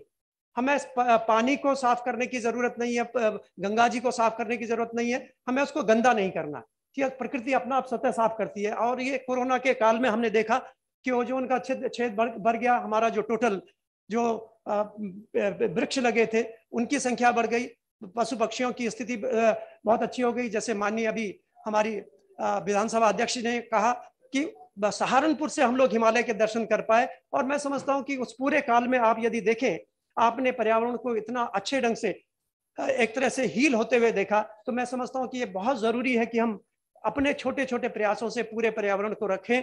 और आप समझ सकते हैं कि हमारे पूरे शरीर का जो पर्यावरण होता है, each and every organ having its own environment. यदि हम फेफड़ों की बात करते हैं तो फेफड़ों की बात करते हैं तो जब तक उसमें अच्छी हवा नहीं जाएगी, ऑक्सीजन नहीं जाएगी, तो बहुत सारी बीमारियां होंगी जो कार्डियो वास्कुलर और कार्डियो सर्कुलेटरी सिस्टम से संबंधित होंगी। तो मैं समझता हूं कि बहुत सारी ऐसी चीजें हैं जो हमारे लिए जरूरी है, हमारे आने वाली जनरेशंस के लिए जरूरी है। उनके लिए हम लोगों को बहुत सारा प्रयास करना है। और अवेयरनेस जैसे है कि भाई हम लोग कैसे अवेयरनेस फैलाएं, और खास करके जो वैज्ञानिक सोच है, उस वैज्ञानिक सोच को सीधे उसी रूप में हमें स्वीकार करने की आवश्यकता नहीं है जब तक कि उसमें हमारा जो परंपरागत ज्ञान है, जो हमारा वैदिक ज्ञान है, जो हमारी ट्रेडिशनल नॉलेज है, उसको इनकॉर्पोरेट नहीं करते, तब तक हम उसको ठीक से नहीं कर सकते। एक मैं बात कहकर अपनी बात को खत्म करूंगा कि जैसे हम लोगों को बचपन में की ध्यान है, हमारी दादी हमको बताया करती थी जब हम छोटे थे कि किसी भी पानी के स्रोत में आपको थूकना नहीं है, पेशाब नहीं करनी है। नहाते समय भी यदि हम गंगा स्नान करते हैं तो घर से स्नान करके जाना है। और मूसलवत का मतलब क्या, उसमें हाथ पैर रगड़ के, शरीर को रगड़ के उसका मैल अपना उतारना नहीं है। तो ये सारी चीजें होती कि कुएं की जो दीवार होती थी उस पर कोई भी जूठा नहीं करना, कोई गंदगी नहीं फैलानी, ये सारी की सारी चीजें हम लोगों की बहुत महत्वपूर्ण है। मैं एक प्रश्न, आप क्योंकि सभी वैज्ञानिक लोग हैं, उनके सामने एक प्रश्न के रूप में एक चीज छोड़ता हूं कि जब भी हम कहते हैं कि सबसे अचूक दवा साफ पानी, साफ हवा, यदि हमें साफ पानी मिलता है, साफ हवा मिलती है, तो हमारा स्वास्थ्य अपने आप ठीक रहता है। पानी की जब भी हम चर्चा करते हैं, पानी को साफ करने की बात करते हैं, तो सबसे महत्वपूर्ण पक्ष यह होता है कि हम कैसे पानी को गंदा करते हैं। आप समझिए, एक छोटा सा उदाहरण दूंगा। हम प्रतिदिन कम से कम 5 बार मूत्र त्याग करते हैं, 2-3 बार मल त्याग करते हैं। और एक बार के मल त्याग और मूत्र त्याग करते समय हम कम से कम 5 से 10 लीटर पानी से बहाते हैं, जो कि हम सीवेज के माध्यम से बहाते हैं। तो हमें सोचना पड़ेगा कि ये सीवेज सिस्टम जब तक रहेगा, अरबों खरबों लीटर पानी प्रतिदिन हम शुद्ध पानी को पहले मल में भी डालते हैं और फिर उसका शोधन करते हैं और दोबारा से उसको रियूज करते हैं। तो एक ऐसी चीज हमें आउट ऑफ द बॉक्स, देखिए ये लगेगा कि ये वैज्ञानिक नहीं है, ये एक तरह से ये जो सुझाव है ये व्यावहारिक नहीं है कि सीवर सिस्टम को हम कैसे कन्वर्ट कर सकते हैं। लेकिन यदि हम आउट ऑफ द बॉक्स सोचें, जिस दिन हमने अपने सीवेज सिस्टम को किसी दूसरे सिस्टम में कन्वर्ट कर दिया, तो मैं पानी की समस्या को हम निश्चित रूप से ठीक कर सकते हैं। मैं एक प्रश्न के रूप में ये सारी समस्या अपने वैज्ञानिक साथियों के साथ छोड़ रहा हूं कि हम कैसे इस सीवेज समस्या का समाधान कर सकें। और इन्हीं शब्दों के साथ मैं आदरणीय प्रदीप बहुगुणा जी का और श्री सुंदरलाल बहुगुणा स्मृति मंच देहरादून का हृदय से आभार व्यक्त करता हूं कि उन्होंने मुझे इतने सुंदर कार्यक्रम में, इतने विद्वत जनों के बीच में सम्मिलित होने का, बोलने का अवसर प्रदान किया। इन्हीं शब्दों के साथ बहुत बहुत धन्यवाद। नमस्कार।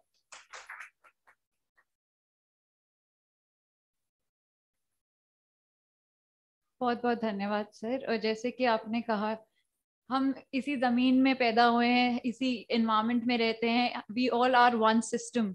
तो one element of that system affects the other. तो जैसे कुछ भी होगा, पेड़ कटेंगे हमें दिक्कत होगी, जानवरों को कोई दिक्कत होगी तो पेड़ों को दिक्कत होगी, फिर हमें दिक्कत होगी. Everything is connected. So it is very important to come up with new ideas जो balance maintain करें environment में. Thank you so much, sir. Now I would like to ask Dr. George James if he's ready with the material. Yes, I'm ready. Thank you. Thank you, George. Shall I proceed? Thank you. Okay, I would like to honor Sunderlal Bahuguna by reflecting on some insights that he expressed in a lecture that he gave around the year 1986. It is called The Crisis of Civilization and the Message of Culture in the Context of Environment. In that address, he pointed out that the Industrial Revolution gave birth to a new kind of civilization, and that this kind of civilization brought about a basic change in the outlook of humanity towards life and nature. The steam engine had put unprecedented power in the hands of humanity, and with this power, a sudden change occurred in the relationship of humanity to the natural world. Suddenly, nature came to be regarded as a resource and as a commodity, and human beings became the master of this resource. With this power, human beings began to think of themselves as superior to nature, and they came to define society exclusively as a society of human beings. Within this society, affluence came quickly to be seen as the measure of development, in which urban development was privileged.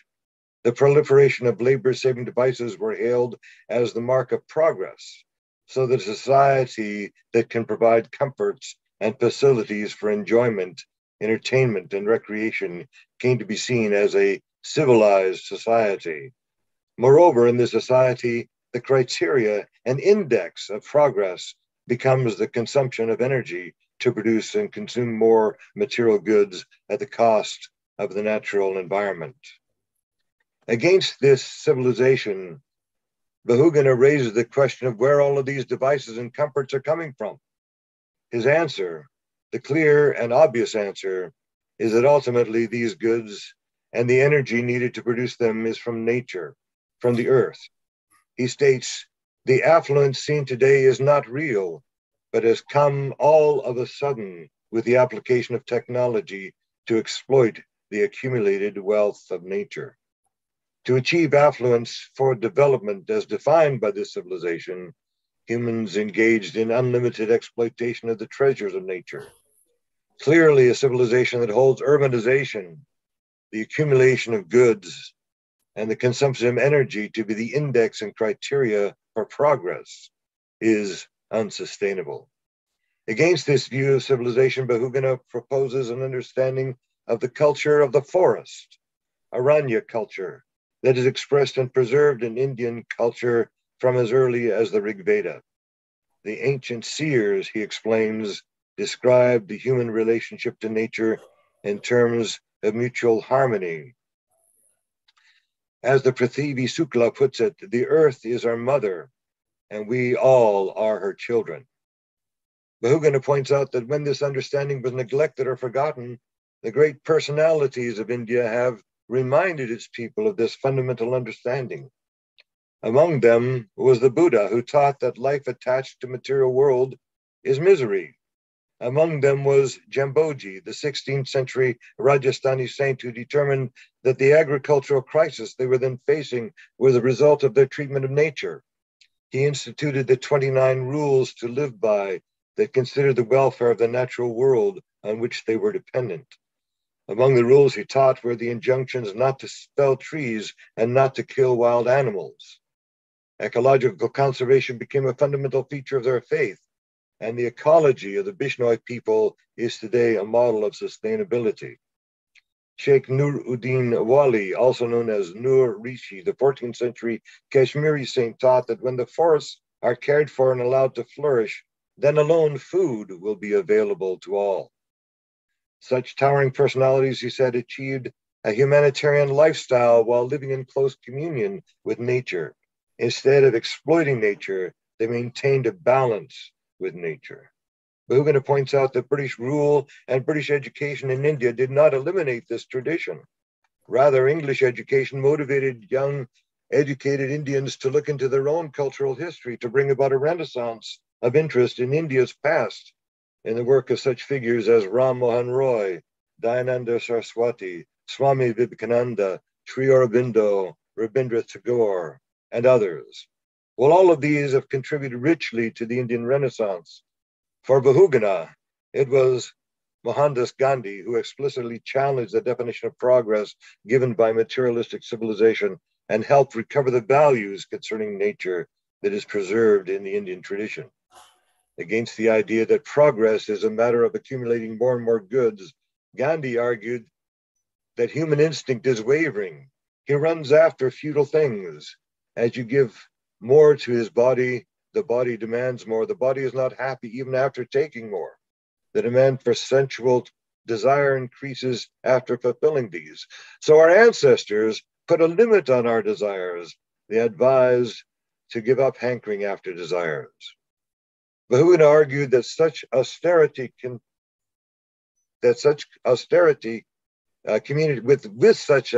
communities can and should be self-sufficient in their basic needs for food, clothing, and shelter from their natural surroundings.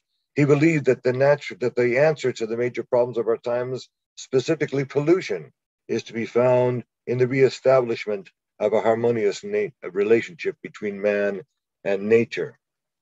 In this address by Bahuguna of so many years ago, we readily see two contrasting visions of the relationship between humanity and the natural world. One is an understanding of nature empowered by the ability of humanity to use, manipulate, and exploit.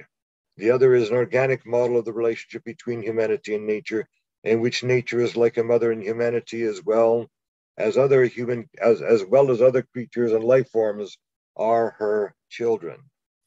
Gandhi addressed at length some of the antinomies of the centralized system of exploitation of nature, and the thought and activism of Sunderlal Bahuguna has contributed richly to this legacy. Yet today, these two contrasting visions of the human relationship to nature are very much evident in conflict over environmental issues, both here and abroad. The preference for monocultures of revenue-producing species of trees over the natural forest that has sustained communities over millennia is an example of this continuing conflict. And as this preference for chemical fertilizers that endanger the health of the soil over the composting of leaf litter and other manure that provides nutrition for more sustainable agriculture. Another is the preference for more productive species of domesticated animals that are more economically productive, though they may not necessarily be ecologically sustainable or even ecologically manageable. To give one example, for millennia, villagers in the Western Ghats have cultivated a bee known as the Apis cerana indica. This bee is well adapted to the environment of the Western Ghats and has provided honey in sustained manner. This bee has evolved with the environment and is a product of the evolution of the Western Ghats. Since independence, the Indian government, as well as the FAO of the UN, has promoted the cultivation of the exotic European honeybee, the Apis mellifera, because though it is not native to India and has not evolved with the ecology of the Western Ghats, it produces more honey than other local bee species. This is a good example of the contrast between the desire for profit and consumption and the desire for sustainability. In the 1990s, a crisis occurred in the Western Ghats known today as colony collapse disorder. Beekeepers who had followed the government's appeal to abandon the Apis cerana, the indigenous honeybee, and switch to the Apis mellifera sustained heavy losses. In some cases, they lost everything. The Apika movement and environmental movement centered in Sirsi in Karnataka addressed the crisis by promoting the cultivation of the local honeybee and abandoning the exotic Apis mellifera. Since then, honey production in the Western Ghats has increased with the cultivation of the local and sustainable Apis mellifera, the Apis cerana. Movements like the Chipka movement and the Apica movement have raised consciousness about the exploitation of nature and initiated alternatives to these exploitative strategies, and introduced us and supported us in finding more sustainable strategies that reflect a more natural and more meaningful relationship to the natural world. Thank you for your attention. आज हमारे परम आदरणीय स्वर्गीय सुंदरलाल बहुगुणा जी का स्मरण और उनके उद्देश्य और लक्ष्य का विषय को लेकर आप लोगों ने आयोजन किया है। मैं बहुत ही आभारी व्यक्त करना चाहूँगा और धन्यवाद करता हूँ, क्योंकि मुझे भी इस संगोष्ठी और विचार चिंतन मंथन पर भागीदारी के लिए दिल्ली से जुड़ते हुए मैं चाह रहा था आपके वहाँ निकटतम पे वहाँ हो सकूं, लेकिन अनेक गतिविधि के कारण मैं नहीं वहाँ आ पाया, क्योंकि हाल ही में मैं 2 विषय को लेकर उड़ीसा क्लाइमेट चेंज और पर्यावरण संरक्षण का पिछले 1 जून और 2 जून में अवसर मिला। तब मैंने वहां भी अभिव्यक्त किया था कि मेरे सौभाग्य में आदरणीय सुंदरलाल बहुगुणा जी का दर्शन और दर्शन के साथ काफी ज्ञान सीखने को अवसर मिला, और आने वाले दिनों में भी मुझे पुनः अनेक शहरों में इस विषय को लेकर चर्चा करने का अवसर और प्राप्त हो रहा है। ये भी सर्वप्रथम तो परम पूज्य दलाई लामा जी नोबेल लॉरेट बराबर हमेशा हम सबको अनुरोध के माध्यम से दलाई लामा जी कहते कि पर्यावरण का संरक्षण करना चाहिए, और साथ साथ स्वर्गीय सुंदरलाल बहुगुणा जी का बहुत ही दलाई लामा जी का निकटतम है, और कहीं तिब्बत से जुड़े हुए पर्यावरण वर्तमान परिस्थिति में तिब्बत के पर्यावरण का समस्या और संकट में जो है उस पर स्वर्गीय सुंदरलाल बहुगुणा जी ने बहुत बार सेमिनार में, पैनल डिस्कशन में, धर्मशाला में भी, दिल्ली में, देहरादून में बहुत योगदान मिला है। क्योंकि पिछले वर्ष हम सबके बीच से स्वर्गीय सुंदरलाल बहुगुणा जी का जाना हम लोगों के लिए तो है ही है, बाकी संपूर्ण जो आज पूरे विश्व में पर्यावरण के संरक्षण और क्लाइमेट चेंज पर जो चर्चा हो रहा है, उन्होंने तो आज से 6 दशक से पूर्व दुनिया में आवाज उठाया है, और उनका विशेष जो है उत्तराखंड में और हिमालय में, जैसे अभी पूर्व वक्ताओं ने कहा है कि earth is our mother, the earth take care us like a children and we are dependent with the earth is not depend with us. Even I have mentioned that one plant, if we will do a one plantation, it gives thousands of life. If we cut the one plantation or one tree, we are killing thousands of insects and thousands of life. Even I also mentioned several times on the Buddhist concept, the tree is very important in the Buddha's life.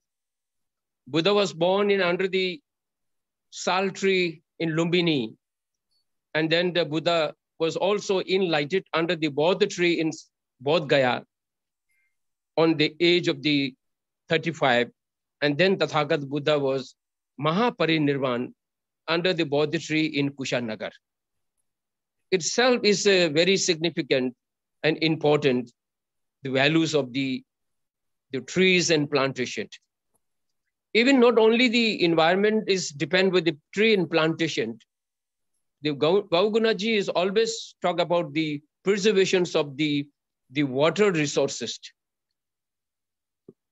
As from Tibet, the water resources are flowing from Tibet for the 12 countries. And India is getting more than 4 rivers are getting from Tibet. And today, unfortunately, the climate inside Tibet almost destroyed and destructed by the communist China. So therefore, we are getting too many floods, and the glaciers are melting. And these are the problems because of disturb and destroy the climate, weather, environment, and earth. Even I'm always keep saying that the wildlife is also important, and wild animals are very important. So the soil itself is a very important. If the soil will be not protected by us, then I think one day we will be regret. Even I said last time, the second generation and third generations of this nation and this country or this and that country has destroyed for they are crazy and greedy. And how we are going to hand over the next, I think, healthy and environment for the younger generation. The fourth generation is a very important. I think they have to too much, I think, getting problems. We are not getting clean winds, clean water, and energy. Today we are sitting in air conditioned. This is a duplicate wind, artificial wind. Today we are buying water, mineral waters, the different kinds of names. That water is also the artificial water. So the third and second generation have a big responsibilities because we have we destroy the climate, environment, and then now the natural resources are completely more or less very rare are left. Therefore, in the market, the silver and gold and the diamonds are getting more expensive. People are very much crazy even then buying all these the precious things. But unfortunately, we have disturbed the entire environment, entire the rocks, mountain, timber, tunnels, water, and then the lake and oceans. There's too many cyclones, different, I think the floods are happening, the untimely, and then we are not getting a rainfall in the time and the snowfall in a time. So the irrigation is getting a disturb. Agriculture is getting a disturb. If we will not get a good, I think, clean foods, we are not getting this century is not a real foods. All are like with the dumbi and such kinds of foods we are having, we are getting. It is not a healthy foods for us.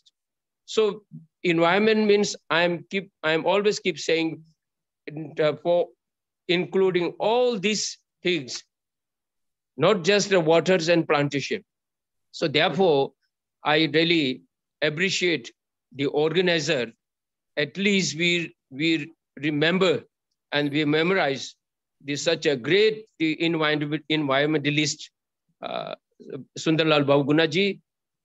He is no more with us, but his ideologies, his concept, his knowledge, and his really the thought is with us, not only in the India, entire in the global.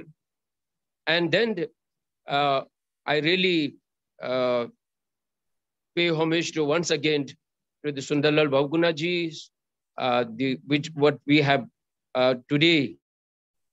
The matters is going on, issues is going on in front of us. And for the next generation, I hope they will get a much more better environment than us. And long life the environmentalist. And Jai Jagat, Jai Bharat, or Jai Tibet. Thank you so much. Yashi ji बहुत बहुत धन्यवाद, आपने काफी महत्वपूर्ण सुझाव हमें दिए। अब मैं, क्योंकि ऑनलाइन भी काफी लोग जुड़े हैं, ऑफलाइन भी काफी लोग हैं, तो मैं डॉक्टर बीके बहुगुणा से अनुरोध करूं संबोधित करने के लिए। उससे पहले मैं चाहूंगा कि डायरेक्टर मधु जी हमारे बीच में लोक जीवन विकास भारती के जयशंकर नगवाण हैं। मैंने आपसे जिक्र किया था कि सुंदरलाल बहुगुणा की प्रेरणा से कई लोगों की दिशा बदल गई जीवन की। इनके पिताजी थे बिहारी लाल जी, तो पिताजी हमारे क्या करते थे, कई लोग कहते थे साहब वो जो है बिजली उत्पादन के विरोधी थे, वो बिजली उत्पादन के विरोधी नहीं थे। उनका नारा था धार इंच पानी ढाल पर डाला, बिजली बनावा खाला खाला। और बिहारी लाल जी ने उसको जो है उसको साकार रूप दिया, और वहां जो धर्मगंगा है उससे एक जो नाला है उस पे उन्होंने सबसे पहले, मैं उत्तराखंड में तब तक कहीं नहीं था, बिजली पानी से चक्की, आटा चक्की और बिजली पैदा करना शुरू किया, वहां छोटा सा डायनेमो लगा के। तो मेरा अनुरोध रहेगा डायरेक्टर साहब से कि जयशंकर नगवाण जी से मैं अनुरोध करूंगा कि यहाँ पे आ जाए नजदीक पास में, और डायरेक्टर साहब से अनुरोध करूंगा कि शॉल उड़ाकर उनको सम्मानित करें। वो अपने पिताजी बिहार लाल जी के कामों को आगे बढ़ा रहे हैं, और वहाँ पे कुटीर उद्योगों के माध्यम से, और जो बच्चे स्कूलों में नहीं जा सकते, फीस नहीं दे सकते, उनको उनके पठन पाठन की व्यवस्था कर रहे हैं। नगवाण जी, जयशंकर नगवाण जी आप लोगों के बीच में है।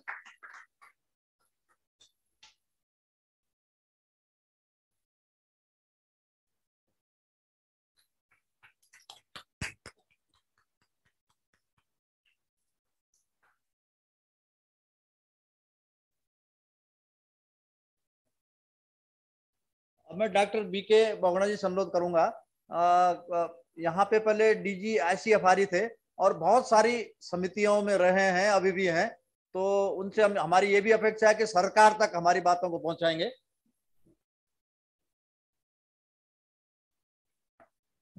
धन्यवाद। सरकार तक पहुंचने का काम मैं पिछले 5-6 साल से कर रहा हूँ।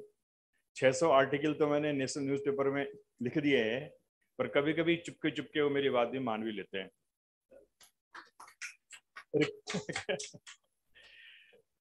आदरणीय श्री प्रदीप बहुगुणा जी और इस संस्थान के डायरेक्टर डॉक्टर क्या है मधु साहब, आप क्या साउथ इंडिया से हैं कि हिमाचल से हैं? वाह, तो इनके लिए एक ताली बजाओ, इन्होंने पाड़ी टोपी पहनी थी। सबसे पहले तो मैं धन्यवाद देता हूं कि मेरे को इसमें बुलाया गया और कुछ बोलने के लिए कहा गया। सुंदरलाल बहुगुणा जी को मैं बचपन से जानता हूं। बहुत छोटा जब मैं था, उत्तरकाशी में हमारे फादर पोस्टेड थे।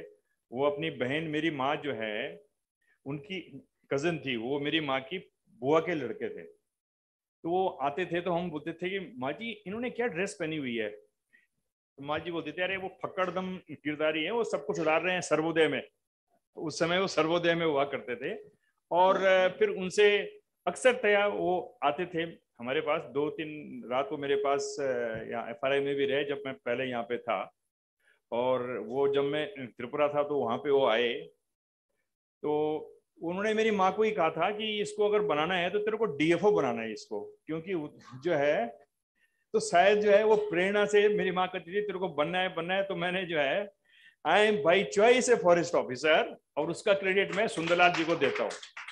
और वो जब भी मेरे यहाँ आते रहते थे, मेरे साथ उनकी बड़ी बातें होती थी। और एक दिन मैंने उनको इस बात में कन्विंस किया।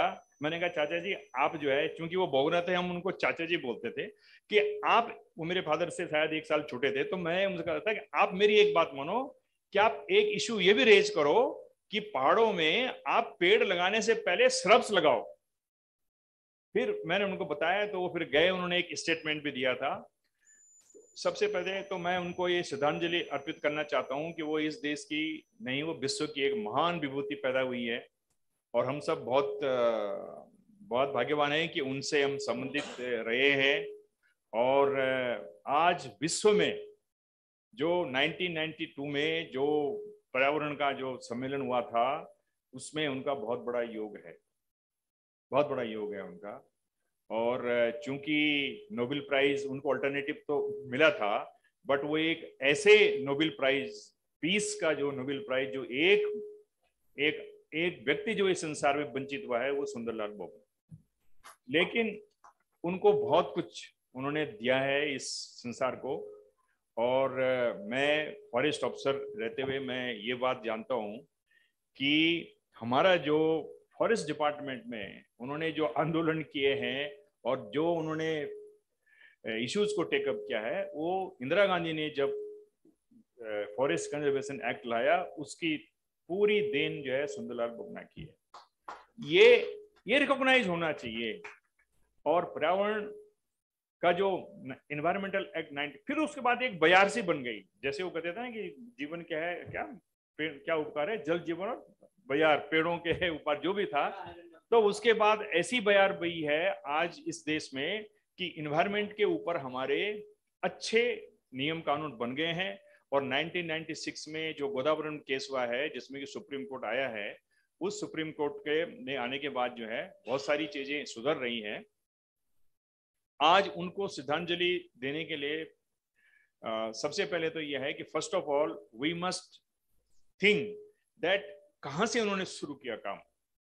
ही was an activist and he become an environmentalist.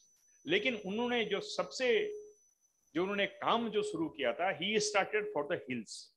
तो आज मैं इसी परिप्रेक्ष्य में कुछ बातें कहना चाहूंगा। अभी चीफ गेस्ट ने कुछ बातें यहाँ पे कही है कि हमारी एक ही घर है, वो बहुत अच्छी बात उन्होंने बोली है, इस घर को कैसे सुधारूं। मैं तो ये कहूंगा कि सुंदरलाल बहुगुणा जी को श्रद्धांजलि का सच्चा उद्देश्य ये होगा कि हम कम से कम उत्तराखंड में जो भी एक्सपर्ट काम कर रहे हैं, जो भी सरकार में काम कर रहे हैं, जो भी सोशल वर्कर काम कर रहे हैं, वो कृपया उत्तराखंड की 3-4 चीजों पे ध्यान दें। सरकार कह रही है ठीक है, उज्ज्वला स्कीम सही है, हिमालय को बचाने का, भारतीय संस्कृति को अगर बचाना है तो हिमालय को बचाना पड़ेगा। अब मैं आपको बता रहा हूं क्या इश्यू है। मैं भारत सरकार में मैं ज्वाइंट सेक्रेटरी लेवल में काम करता था। यहाँ पे 99 में जो है बाढ़ आई थी तो रुद्रप्रयाग में, तो हम लोग एक टीम लेके आए थे। उस टीम में जब हमने देखा कि रुद्रप्रयाग से ऊपर के जो है 22 गांवों को हमने उस समय कमिश्नर के यहाँ मीटिंग हुई थी कि इनको शिफ्ट कर दिया जाए। ये 99 की बात है और मेरे पास आज भी उसकी पेपर की कटिंग पड़ी हुई है दैनिक जागरण की, कि जब हमने यहाँ प्रेस कॉन्फ्रेंस की थी उनसे कहा था कि इन गांवों को यहाँ से आप हटाइए, जियोलॉजिकल सर्वे लेकर के इनको हटाइए, ये गांव यहाँ तबाह हो जाएंगे। उसमें से 13 गांव जो है 2015 की आपदा में बह गए। उसका कारण क्या था? हमारी जो विकास की जो प्रक्रिया है उसके ऊपर हम ध्यान नहीं दे रहे। हमारी विकास की प्रक्रिया में क्या है, हमने जगह जगह जो है ड्रेनेज चौक कर दिए। ड्रेनेज चौक करने से क्या हो गया है, छोटी लेके अंदर बढ़ गई है। जब थोड़ा सा ज्यादा बारिश होती है क्लाइमेट चेंज के कारण तो सबका तहस नहस हो रहा है। और इसलिए नंबर 1। दूसरी बात क्या है, जो सुंदरलाल जी जो कहते थे कि चीड़ को मत लगाओ, मैं नहीं समझता हूं कि अभी फॉरेस्ट डिपार्टमेंट ने ये स्टॉप किया है। इसमें आंदोलन होना चाहिए कि मैंने भी यही कहा है। जब मैं प्रिंसिपल सेक्रेटरी था त्रिपुरा में, मैंने बोला कि कोई यहाँ टीक नहीं लगाएगा और मैंने वहां टीक को बंद कर दिया है। मैंने कहा बोला ट्राइबल के लिए आप कटहल के पेड़ लगाओ, उनके लिए जामुन के पेड़ लगाओ, बंदर खाएंगे। फिर मैंने त्रिपुरा के लिए कर्नाटक से एक बेडू होता है ना, हमारे यहाँ बेडू फाइकस का इतना मोटा वाला होता है, वो केवल वो बिलारी में मिलता है। जब मैं सुप्रीम कोर्ट की कमेटी का अध्यक्ष था, वो रेड्डी का, उसमें मैंने इंक्वायरी की थी, उसे मैंने देखा वहां इतने सुंदर हैं कि बंदर नहीं आते वहां अंदर, बाहर नहीं आते वो। फिर मैंने उसको यहाँ भी मैंने उसकी नर्सरी का बंदोबस्त किया था। फॉरेस्ट वालों को बोला था कि भाई आप बेडू के पेड़ जो है जगह जगह जंगल में लगाओ, आप जो है चीड़ के पेड़ को बंद करो, बांस की नर्सरियां लगाओ, पहले श्रब्स लगाओ। सबसे पहले तो ये काम जो है उत्तराखंड की गवर्नमेंट को करना चाहिए, हिमाचल की गवर्नमेंट को करना चाहिए। मैं यहाँ के डायरेक्टर साहब से अनुरोध करूंगा कि इसको सॉइल कंजर्वेशन में आप इसको नंबर 1 की प्रायोरिटी रखिए और इन लोगों को समझाइए। बुद्धि आएगी, धीरे धीरे आएगी, क्योंकि मैं ये देख रहा हूँ कि जो भी सत्ता में रहता है वो भूल जाता है, वो ट्रैपिंग में आ जाता है और यहाँ की ब्यूरोक्रेसी का मैं एक बहुत बड़ा, पूरी भारत की ब्यूरोक्रेसी का इंक्लूडिंग फॉरेस्ट अफसर का सबसे बड़ा क्रिटिक मैं हूँ। अगर आपको कोई किताब पढ़नी है, मैंने हाल ही में किताब लिखी है quest for civility and insight into Indian babudom, उसे पढ़िए। तो इसलिए कह रहा हूँ कि हमको लोगों को समझाना पड़ेगा, बाबुओं को हमको बताना पड़ेगा कि भाई पहाड़ों में ये काम करो। दूसरी जो सबसे बड़ी बात ये हो रही है, बाहर के लोग यहाँ पे जाके जो बस रहे हैं, मैंने ये देखा है कि कहीं भी हिमालय में आप ले जाओ लोगों को, हिमालय में जो आप काम कर रहे हो, कितने लोग कहाँ पे बस रहे हैं, आप कैरिंग कैपेसिटी होती है हर एक चीज की। इस बच्चे ने वहां से बहुत अच्छी एक उसमें एमएससी में थीसिस लिखी है, कम से कम उसी को तो पढ़ लो, थोड़ा आपको जो है कुछ कुछ मिल जाएगा उसमें। कैरिंग कैपेसिटी खत्म हो गई है। मैं तो ये कहता हूं कि गवर्नमेंट को एक ऑर्डर इश्यू करना चाहिए कि कोई भी रजिस्ट्री नहीं होगी पहाड़ों में, किसी बाहर वाले की कोई रजिस्ट्री नहीं होगी। और रजिस्ट्री अगर होगी तो उसी की होगी जो उस गांव के, उसके आसपास के लोग रह रहे हैं, उसी डिस्ट्रिक्ट के लोग रह रहे हैं। क्योंकि जो बाहर के लोग आते हैं यहाँ ऐश करने के लिए आते हैं, यहाँ पे बना दिया, कहीं रानीखेत में बना दिया, उधर बना दिया, पैसा कमा रहे हैं और यहाँ पे जो है बनाए जा रहे हैं। हम जो है हम उनको सर्विस करते चले जाएंगे और यहाँ के नेता और वो, अब मैं उसके लिए क्या बोलूं। ठीक है, एक तो आप ये उत्तराखंड में we must try to set the things right for carrying capacity. That is the असली ट्रिब्यूट होगा सुंदरलाल जी का कि पेड़ों को हिमालय में पूरी फॉरेस्ट की पॉलिसी को चेंज करो, पूरी फॉरेस्ट की पॉलिसी चेंज करो। और जो उन्होंने कहा वो काम, बड़ी सिंपल चीज जो बोलते हैं, भाई वो पेड़ लगाओ जिससे फ्रूट मिले, जिससे जो है फॉडर मिले, फॉडर होगा तो गाय भैंस पलेंगे, उससे दूध बनेगा। इस तरह के पेड़ आप लगाइए, कैरिंग कैपेसिटी को ध्यान में रखते हुए। यहाँ बाहर के लोगों का जो है रजिस्ट्रियां जो है पूरी बंद कराओ, चाहे कोई भी हो। प्लान तो ऐसे नहीं रुकेगा, प्लान तब रुकेगा जब आप लोगों के लिए वो करोगे। प्लान प्लान प्लान करके, प्लान आयोग करके थोड़ी प्लान बनेगा। तो आज मैं I will like to request all the people who are listening to me, whether they are in the government or not, please take it very seriously. और इस ग्रेट ह्यूमन बीइंग का, who was a man of extraordinary talent, very simple, very humble, but he was a genius which we have lost. ठीक है, people are there, but still Uttarakhandi people are not following his teaching. वो भाषण देने से कुछ नहीं होता। सुंदरलाल बहुगुणा जी बहुत अच्छे थे, मेरे वो थे, चाचा जी थे, वो थे। हम लोग कर क्या रहे हैं, उन्होंने जो दिशा दिखाई है। तो आज प्रदीप जी आप ये प्रण लो कि उत्तराखंड में जो उन्होंने बोला है उसके लिए हम एक मूवमेंट शुरू करेंगे। सबसे पहले मैं आपके साथ आऊंगा, इनको सुधारना पड़ेगा। आप चीफ मिनिस्टर के पास जाइए, मैं भी साथ चलूंगा। भैया ये हमारे इश्यू हैं जो पर्यावरण के लिहाज से जो है बहुत आवश्यक है हमारी जीवन के लिए। यहाँ पे पानी सूख जा रहा है, मतलब बहुत बुरी हालत है। अगर आप ये देखिए कि हमको इसको पर्यावरण के लिहाज से नहीं, हमको इसकी विकास की परंपरा को यहाँ पे ठीक करना पड़ेगा। तो जब तक ये नहीं होगा तब तक हमारा जो है, हमारा पर्यावरण जो है हिमालय का सही रहेगा। तो पूरी इंडो गंगेटिक प्लेन की जो देखिए भारतवर्ष में जो ग्रीनरी, एक तो पंजाब में है वो बन गया बाउस, वहां तो आजकल ये हालत हो गया है। पंजाब में नेक्स्ट स्टेप, मैं नेशनल रेन फेरिया अथॉरिटी में था, मिस्टर मेदन आपके डॉक्टर सामरा वाज और बॉस यार, is a fantastic very good scientist. हम लोगों ने कैबिनेट सेक्रेटरी को ये दिया था लिख करके कि पंजाब में there is going to be zero food grain production in the next 20 years. This is a fact. And if Himalaya is not protected properly, Himalayan government who are working in this Uttarakhand especially are not serious about tackling the environmental issues, entire Indo-Gangetic plain में जो river system है, it is going to be disturbed, and हमारी जो greenery है, it is going to be disturbed. तो मेरा तो ये आह्वान रहेगा कि सुंदरलाल बहुगुणा जी को we must give him a tribute by following his path. I will request the Honorable Chief Minister of Uttarakhand, I will request the Ministers of Uttarakhand, I will request the Senior Officer of the Uttarakhand, I will request everybody कि हम individual level में कुछ काम करें और इस प्रदेश को एक इन्वायरमेंटली सस्टेनेबल हिमालयन स्टेट बनाने की कोशिश करें, क्योंकि cultural identity of India is directly linked with the stability and cultural strength of Himalaya. Thank you very much.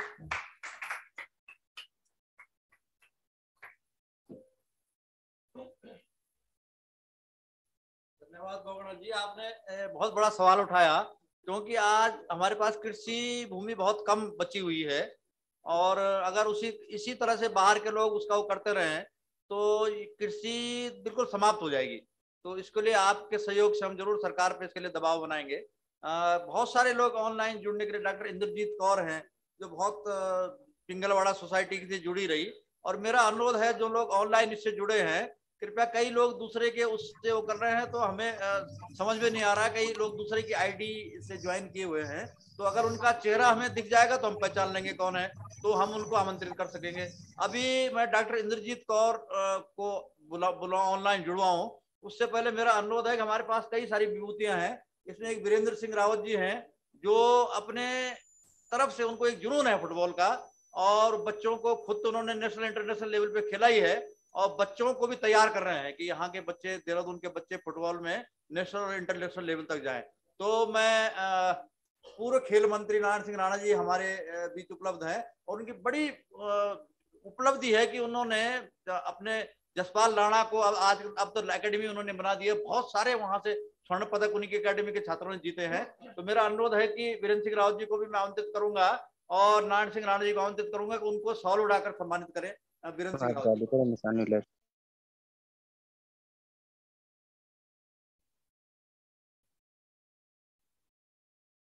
जी। ये हटाना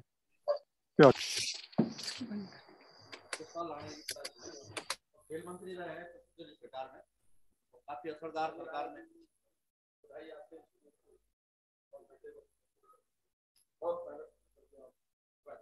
कई स्वर्ण पदक, कई मतलब इनके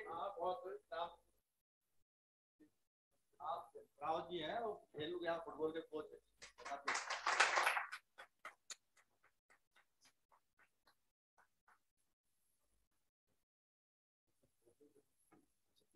तो अभी राणा जी को भी काफी देर से बैठे हुए, काफी दूर इनका घर भी है, और तो मैं अनुरोध करूंगा कि दो शब्द यहाँ पे।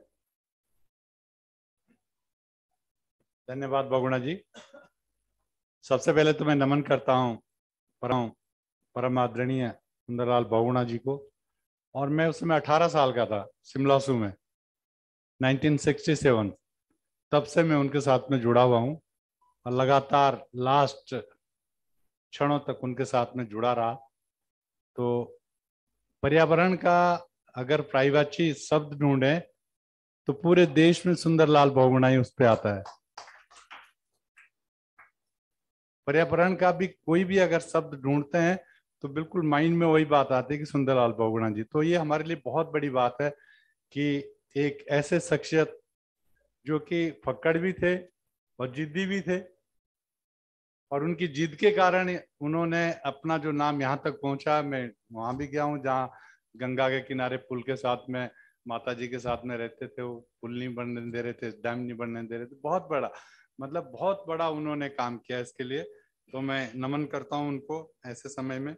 और दूसरी बात ये कहता हूँ कि उत्तराखंड खास करके यहाँ पे 65% पे फॉरेस्ट है, और 2 जिले ऐसे हैं जहाँ पे 87% पे फॉरेस्ट है, उत्तरकाशी में और पिथौरागढ़ में। तो हमारे पास तो पर्यावरण अपने आप ही है, हम पूरे दुनिया को पर्यावरण दे रहे हैं। ऐसा नहीं है कि हमें बहुत ज़्यादा पेड़ लगाने की जरूरत है, बहुत ज़्यादा पानी हमारे पैरों के नीचे नदियां बह रही है, और पानी की कोई कमी है नहीं। अभी भी कई जैसे लिफ्ट योजना है, हमने गाँव के लिए बहुत सारी लिफ्ट योजना बनाई है जहाँ पे पानी आता ही नहीं था, कचरों से ढोना पड़ता था, वहाँ पूरे टैंक बने हुए हैं। लिफ्ट योजना आज आधुनिकीकरण से ये सारी चीजें हुई है। तो इसके लिए, और अभी मैं बता रहा हूँ कोरोना काल में मेरी जो बहू है जसपाल की वाइफ, वो अभी अंटार्कटिका एक्सपीडिशन होकर के आई, जो जलवायु परिवर्तन की बात करते हैं आप, वो अभी 10 दिन वहाँ पे जलवायु परिवर्तन पे काम करके आई, और ये सारी चीजें वहाँ भी इफेक्ट डाल रही है। जो पर्यावरण है वहाँ भी 73% जो है बर्फ जो है पिघल गया है, जो उनकी रिपोर्ट थी, और बहुत सारे चेंजेज आ रहे हैं उसमें, जो आप देख रहे हैं कि क्लाइमेट चेंज के कारण पृथ्वी पे बहुत सारे चेंजेज आ रहे हैं, सुनामी आ रही है और तूफान आ रहे हैं, बहुत सारी चीजें हो रही है। तो उन सारी चीजों पे हमको ध्यान देने की जरूरत है। और अभी हमारी अध्यक्षा रितु खंडूड़ी जी ने बहुत अच्छी बात कही है कि पहाड़ों में हमने उज्ज्वला स्कीम के अंतर्गत जो जंगलों को हम काटते थे उसी के ऊपर डिपेंडेंट थे। सारा खाना लकड़ी से बनता है, आज भी बनता है। आप अगर इंटीरियर गांव में चले जाते तो गैस घुस पे नहीं खाना बनाते हो, लकड़ी पे बनाते हैं, क्योंकि गाय भैंस के लिए लकड़ी काट के लाते हैं, वन से जो है वो घास काट के लाते हैं, उसी को जलाते हैं।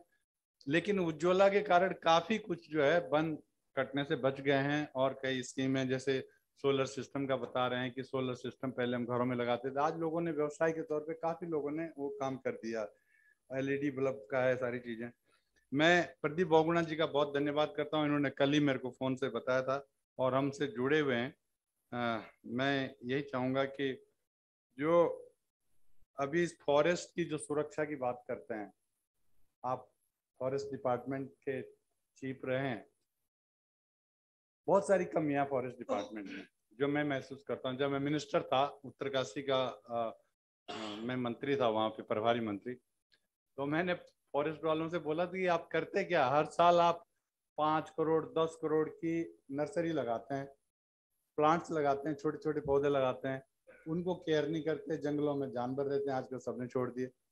वो 1 साल लगाएंगे, वो 1 साल में जानवर उसको खा जाते हैं, फिर पीछे से आग लगाते हैं। गांव के लोग अपने घास के लिए आग लगाते हैं तो छोटा पौधा तो जल ही जाएगा। तो 95% जितनी भी नर्सरी लगाते हैं वो सारी जल जाती है। आप देख लें कई जगह बैरन लैंड है जिसपे आवश्यकता, अगर हम उसको, हमने उनको सुझाव दिया था कि आप मत लगाओ 5 लाख पेड़, आप 10,000 पेड़ लगाओ, उसको प्रोटेक्ट करिए, आप बाउंड्री करिए, चौकीदार लगाइए, 5-7 साल उसको प्रोटेक्ट करिए, फिर आप 10,000 और लगाइए। तो ऐसा करके इन 50 सालों में 70 साल के हम आज़ाद हो गए हैं। 70 साल में अगर थोड़ा बहुत भी काम किया होगा, कुछ नहीं किया। जो पेड़ पौधे उग रहे हैं वो जंगलों में अपने आप उग रहे हैं, जहाँ डेंस फॉरेस्ट है। जो बैरन लैंड है अभी भी खाली पड़ा हुआ, तो उस पर काम करने की आवश्यकता है, वो हम नहीं कर पा रहे हैं। और आग से बचाने के लिए तो बहुत बड़ी बात है, जब हम आग लगा देते हैं अपने आप ही तो सब कुछ जल जाता है, सारे जंगली जानवर जल जाते हैं, पेड़ पौधे जल जाते हैं, पशु पक्षी जल जाते हैं। उसके ऊपर लोगों को वन पंचायतों के द्वारा या समूहों के द्वारा जागरूक करने की आवश्यकता है कि आप कर क्या रहे हैं। आप आग को लगा रहे हैं, देखो तो सही, आप शाकाहारी आदमी हैं, आप मांस को नहीं खाते हैं, आप हजारों जानवरों को जला दे रहे हैं, कीड़े मकोड़ों को जला दे रहे हैं। तो इस टाइप से बहुत आवश्यकता है कि हम जो है इस पे काम करें। दूसरी चीज, पहले सड़कें बनती थी, आपने देखा मैनुअली बनाते थे, कश्मीर से आते थे वहां पे काम करने वाले और नेपाल से आते थे मजदूर, वो खोद कर, अगर 3 मीटर बनाना तो 2.5 मीटर में हाथ खड़े कर देते, भाई हमसे नहीं बनता, आधा मीटर छोड़ देते थे, पत्थर लग जाते थे हाथ डायनामाइट से। अभी देखिए इतनी बड़ी बड़ी मशीनें आ गई है, जहाँ 3 मीटर खोदना वो 5 मीटर खोद दे रहे हैं। और उसके बाद क्या करते हैं, आप जंगल में, आप फॉरेस्ट में, जंगल में आप एक नसूड़ा नहीं लाने देते किसानों को, एक हल नहीं लाने देते, वो पूरे जंगल को पूरे काट करके सारे फॉरेस्ट को जो सड़क के नीचे वाला होता है उसका सारा खत्म कर देते। लाखों करोड़ों पेड़ जो है उस मलबे में दब जाते हैं। न सरकार उसका वो संज्ञान लेती है, न फॉरेस्ट वाले लेते हैं। आप ऊपर तो एक टहनी नहीं काटने देते किसानों को, और नीचे जंगल के जंगल, नहरें टूट रही है, उसमें किसी के पाइपलाइन टूट रहे है, कोई उसको देखता नहीं। जबकि उसमें प्रोविजन है बाकायदा कि आप डंपिंग ग्राउंड में डालेंगे, तो कोई नहीं डालता डंपिंग ग्राउंड में। सारा का सारा जितना मलबा मशीनों के द्वारा नीचे आ जाता है। और पहली बरसात में जो फ्लड आ रहे हैं, जो पहली बरसात में वो सारा मलबा नालों में आता है, नालों में फिर वो गदेरे को बढ़ा देता है, फिर नदी में आ जाता है, और पूरी बाढ़ जो है गंगा जमुना में बह करके नीचे चली जाती है। आज सारे जितने भी खाड़े नाड़े, हमारी जितनी भी कृषि की भूमि थी वो खालों में थी। जो सिंचित भूमि जिसको हम बोलते हैं, जिसमें हम धान लगाते हैं, वो भूमि रही नहीं, क्योंकि वो सारा का सारा बहा के ले जाती है। तो इस पे भी हमको काम करने की जरूरत है कि हम जागरूक हों। जहाँ पर भी इस टाइप की मशीनें काम कर रही है, गाँव के लिए अपने आप ही लोग सड़कें बना दे रहे हैं, वो सारा मलबा नीचे डाल रहे हैं। दूसरी बात मैं ये कहना चाहूँगा कि हम लोगों ने अपने सरकार के टाइम पे हमने ये कहा था कि जो ये आप स्केट बैरिकेटिंग लगा रहे हैं सड़क के किनारे, अच्छी बात है, उससे गाड़ियां रुकेगी, एक्सीडेंट रुकेंगे। उसके साथ साथ अगर प्लांट्स लगाएं आप, तो लाखों प्लांट्स लग सकते हैं। अगर PWD और फॉरेस्ट उसमें तालमेल करके एरिया बांट लें कि भाई उसके नीचे आप बड़े पेड़ लगाएं, देवदार के लगाएं, चीड़ के भी लगा दें तो कोई प्रॉब्लम नहीं है। वो एक तो इस बैरिकेटिंग का काम करेगी, दूसरे आपको पर्यावरण की रक्षा करेगी। ये कई चीजें हैं जो कि हमने अभी, मैं नागटिवा में काम कर रहा हूँ, इसी पर्यावरण के ऊपर ही काम कर रहा हूँ। वहाँ पे मैंने 5,000 पेड़ तो देवदार के लगाए हैं 2 साल पहले, और 5,000 पेड़ बांज के लगाए हैं। उसमें कम से कम 8,000 पेड़ हमने सरवाइव किए हैं। 2,000 पेड़ मर गए, लेकिन हमने उसके बाद तारबाड़ करी है, घेरबाड़ करी है और वो प्रोटेक्ट कर दिए। 2,000 पेड़ हाई डेंसिटी एप्पल मिशन पे काम किया है, जो गाला सीरीज के हैं, जिसमें फ्रूट स्टॉकिंग के जो बाहर से प्लांट आते हैं। और आप यकीन नहीं करोगे, 1 साल 1 महीना हुआ है और उन 2,000 पेड़ों पे कम से कम 20 लाख के सेब लगे हुए अभी, सिर्फ 1 साल में। अगर किसी को विश्वास न तो जब दूर नहीं, 3 घंटे का रास्ता नागटिवा बेस कैंप हिंदी में, वहाँ सड़क के ऊपर ही हमारा बगीचा भी हो, और हम इसी के प्लांटेशन का काम, आप बड़े बड़े साइंटिस्ट है, बड़ी बातें करेंगे साइंस का है, लेकिन प्रैक्टिकली जब करोगे ना, एक पेड़ को बचाना बहुत मुश्किल है, एक बच्चे को पालना बहुत आसान है, एक पेड़ को प्रोटेक्ट करना बहुत मुश्किल है। उसको आप जब तक आप उसको जानवरों से नहीं बचा देते, आग से नहीं बचा देते, तब तक उसको केयर करने की। आपका बहुत धन्यवाद कि आपने स्वर्गीय श्री सुंदरलाल जी की स्मृति में आज पर्यावरण दिवस के अवसर पर इस गोष्ठी का आयोजन किया है। मैं काफी वर्षों से माननीय सुंदरलाल जी बहुगुणा से जुड़ा हुआ था, और क्योंकि हमारे स्वर्गीय चाचा सत्यनारायण असवाल, उनका बहुत साथ था, हमारे घर गांव में उनका आना जाना था, जिससे बचपन से ही मैं उनसे जुड़ा। और खासकर जब उनका शराबबंदी का आंदोलन था, उसमें हम लोग जुड़े और काफी सक्रिय हम रहे शराबबंदी के आंदोलन में। उसके बाद जब टिहरी बांध का संघर्ष जारी हुआ, तो हम लोगों के मन में था कि कोई टिहरी बांध का हमें अग्रिम कोई नेता मिले, तो टिहरी बांध के संबंध में, क्योंकि ये बड़ा बांध बन रहा है, और उनके साथ में हम जुड़े। और उन्होंने पर्यावरण के संबंध में, पेड़ों के बचाने के संबंध में, जल को बचाने के संबंध में, इस जमीन धरा को बचाने के संबंध में जो कार्य किए हैं, वो आज इसलिए लोकप्रिय हैं, और उनको मैं समझता हूँ संसार में नोबेल प्राइज मिलना चाहिए था, परंतु दुखद है कि हमारे देश के निवासी रहे हैं और उनको नहीं मिला है। आज जंगल को बचाने का बहुत बड़ा प्रयास होना चाहिए, क्योंकि सारे जंगलों में आग लग रही है और हम बेखबर हैं, जिससे पानी और मिट्टी नष्ट हो रही है। उसमें जो पेड़ पौधे, वनस्पतियां और उसके अंदर जो जानवर, पशु और जो अन्य हैं, तो वो नष्ट हो रहे हैं, वो समाप्त हो रहे हैं। इस पर हमारा कोई ध्यान नहीं है, सरकार का कोई ध्यान नहीं है। सारे उत्तराखंड के जंगल में आग लगी हुई है और इसे बचाने का कोई प्रयास नहीं किया जा रहा है। और मैं चाहता हूँ कुछ उनसे अनुभव हम लेते, लेकिन समय को देखते हुए खुद ही कह रहे हैं कि भाई इसको काफी देर हो गई है। तो मेरा अनुरोध है, हाई फीड के डायरेक्टर हैं हमारे पास कमल बहुगुणा जी, और बहुत अच्छा काम इन्होंने किया है, वहाँ पे जोड़ा है लोगों को रोजगार से। तो मेरा अनुरोध है कमल बहुगुणा जी की सवाल उड़ाकर चंद्र सिंह जी को।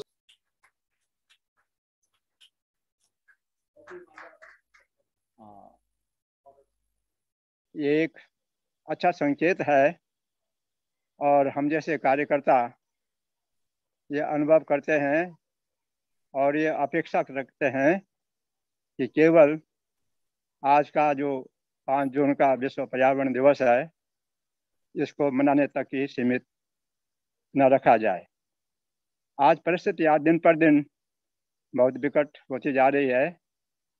क्षमा करें, अभी जो है ये मेरे एक अपने मेरे बड़े भाई साहब के पोते ने थोड़ा ये जोड़ दिया है, मुझे सब जोड़ना नहीं आता है, तो इसलिए मैं इससे पहले की चर्चा नहीं सुन सका। मैं बोलने के बजाय सुनने में ज़्यादा मुझे अच्छा लगता है, उससे मालूम होता है कि हमें आगे क्या करना है। तो ये जितना मैंने सुना है अभी, तो इसमें दो वक्ताओं का, जैसे गोपाल सिंह राणा जी और अस्वाल जी, राजेंद्र अस्वाल जी। राजेंद्र अस्वाल जी टिहरी बांध विरोधी आंदोलन में बहुत सक्रिय रहे और बहुत निकट संपर्क रहा उनके परिवार से भी। यहाँ पर उन्होंने ये बात रखी है चीड़ के जंगलों के बारे में, और जो पूर्व वक्ता थे गोपाल सिंह राणा, उन्होंने भी आग के बारे में कि जंगलों की जो आग है, वास्तव में ये एक बहुत बड़ी त्रासदी है पैदा हो रही है। जो जंगलों में आग लग रही है, ये कौन लगा रहा है, उसके पीछे क्या उद्देश्य है, और इस आग के बुझाने को सरकार के पास वन विभाग के क्या तंत्र है, क्या मंत्र है, क्या यंत्र है। मुझे लगता है ये कुछ नहीं है। आजकल जो है हम देख रहे हैं कि करीब करीब गांव के, ये मैं मानता हूं कि गांव के आसपास से जो खेत हैं वहीं से आग शुरू होती है। और दूसरा, क्योंकि मैं अपने घर से पूरे जैसे नरेंद्र नगर डिवीजन के यमुना घाटी के काफ़ी जंगलों को घर से देखता हूँ, या तो सड़क के किनारे से आग लगती है या गांव के नज़दीक से। तो गांव के नज़दीक से आग लगने का कारण यह है कि लोगों को ज़मीन की भूख है, और केवल भूख ही है। हालांकि ज़मीन तो बंजर पड़ी हुई है, लोग खेती नहीं कर रहे हैं। हमारे देखते देखते हमारे खेत तमाम बंजर हो चुके हैं। अब खेती क्यों नहीं करना चाह रहे हैं, इसके बहुत से कारण हैं और बहुत सी चर्चाएं हो भी चुकी हैं, लेकिन सरकारें जो हैं सुनती हैं, करती कुछ नहीं है। कितने ही प्रस्ताव, कितने ही सुझाव दिए गए हैं कि खेती से जो लोग विरत हो रहे हैं, क्यों हो रहे हैं, उसके पीछे कारण है। तो इस पर मैं न जा करके मैं ये कहने जा रहा हूँ कि एक तो लोग अपनी जमीन के विस्तार, क्योंकि यहाँ पर जो जोत है, खेती की जोत बहुत कम है आबादी के हिसाब से, इसलिए लोग अपने खेती का थोड़ा विस्तार भी करना चाहते हैं। एक तो ये कारण है जो कि वो आड़ा लगाते हैं या जानबूझ करके थोड़ा आगे बढ़ा देते हैं। और दूसरा कारण यह है कि जो चीड़ का जो वो पिरूल है, जो पत्तियां हैं, उससे जो है घास नहीं उगती है, रास्ते जो हैं वो उससे ढक जाते हैं, उसमें फिसलन होती है, और दूसरे भी और कारण है। लेकिन उसका चीड़ को दोष देना उतना ज़रूरी नहीं है। चीड़ क्यों है? चीड़ तो एक हमारा जो अपने बेसिक जो उस व्यवस्था के अंतर्गत हमारा ये उत्तराखंड भी था, तो ये अपने बेसिक जो सरकारें थी, उन्होंने अपने लाभ के लिए चीड़ का विस्तार किया। और चीड़ का जैसे विस्तार होता है तो चीड़ जहाँ पर उगता है तो चौड़ी पत्ती के वनों को समाप्त करता है। इसलिए ऐसी नीति होनी चाहिए कि चीड़ के, या नहीं कि ऐसी मांग कई जगह से उठ रही है कि उनको समाप्त किया जाएगी, लेकिन समाप्त तो 2-3 हजार 4-5 हजार पेड़ होते उत्तराखंड में, तब तो उसको या कुछ लाख के होते तो भी समाप्त करना उनका कोई कठिन नहीं था। लेकिन उत्तराखंड का जो अधिकांश भूभाग है, जो जंगलों का भूभाग है, अधिकांश जो है वह चीड़ की हरियाली से ढका हुआ है। यदि जिसको चीड़ की हरियाली का जो आवरण है Thank you everyone for joining today and for all the great knowledge that we were able to acquire today from you all. As an early career researcher जो climate change में काम कर रही है and the youth, I have some requests from all of you. पहली चीज तो हमने एक चीज ये देखी है कि अब के यूथ करना चाहते हैं काम, लेकिन कुछ चीजें जो हिंड्रेंसेस बन जाती हैं हमारे प्रोसेस में, जिसमें से as an early career researcher एक सबसे बड़ी चीज ये भी है कि डेटा अवेलेबल नहीं है हिमालय का करने के लिए। दूसरी चीज ये भी है कि हमारे पास इतने सारे इंस्टीट्यूशंस हैं जो अलग अलग तो काम कर रहे हैं, लेकिन अगर हम कोलैबोरेट करें साथ में तो हमें ये भी पता लगेगा कि हमारे पास कौन कौन से रिसोर्सेज अवेलेबल है जिसको यूज करके हम नेक्स्ट स्टडी प्रोड्यूस कर सकते हैं। तो one request would be to collaborate as much as we can at the local level, because we are a developing country. Developing country में हम अपनी प्रायोरिटीज बस एनवायरमेंट नहीं बना सकते हैं, हमारी कंट्री में और भी प्रायोरिटीज है और हम बस सरकार पे रिलाय नहीं कर सकते हैं। तो इसीलिए ये भी एक बहुत रिक्वेस्ट है आप सभी से कि लोकली जुड़े, आपस में जो लोग कंसर्न है अपने क्लाइमेट के लिए वो लोग साथ में जुड़े, जिस तरीके से कंट्रीब्यूट कर सकते हैं, हर कोई किसी ना किसी वे में कंट्रीब्यूट कर सकता है आई वुड से। तो आपस में जुड़े और वैसे चीजें करें। सेकेंडली, एक पॉलीसेंट्रिक गवर्नेंस का मॉडल मैंने अपने रिसर्च में प्रपोज किया था, जिसका ये मतलब होगा कि लोकल एक्टर्स जो कि हमारे सोशल एक्टिविस्ट, हमारे रिसर्चर्स, हमारे एकेडमिक्स, हमारे टीचर्स, हमारे स्कूल स्टूडेंट्स और हमारी सरकार साथ में मिलकर काम कर रही है अलग अलग चीजों के लिए। मुझे लगता है जितनी अर्जेंसी है, we are at the moment living at one of the most geo vulnerable places, regions in the world, and if we need to come out of it, it is very urgent for us to connect now and take actions now. I would like to thank you all again for coming today, and now we are moving forward to the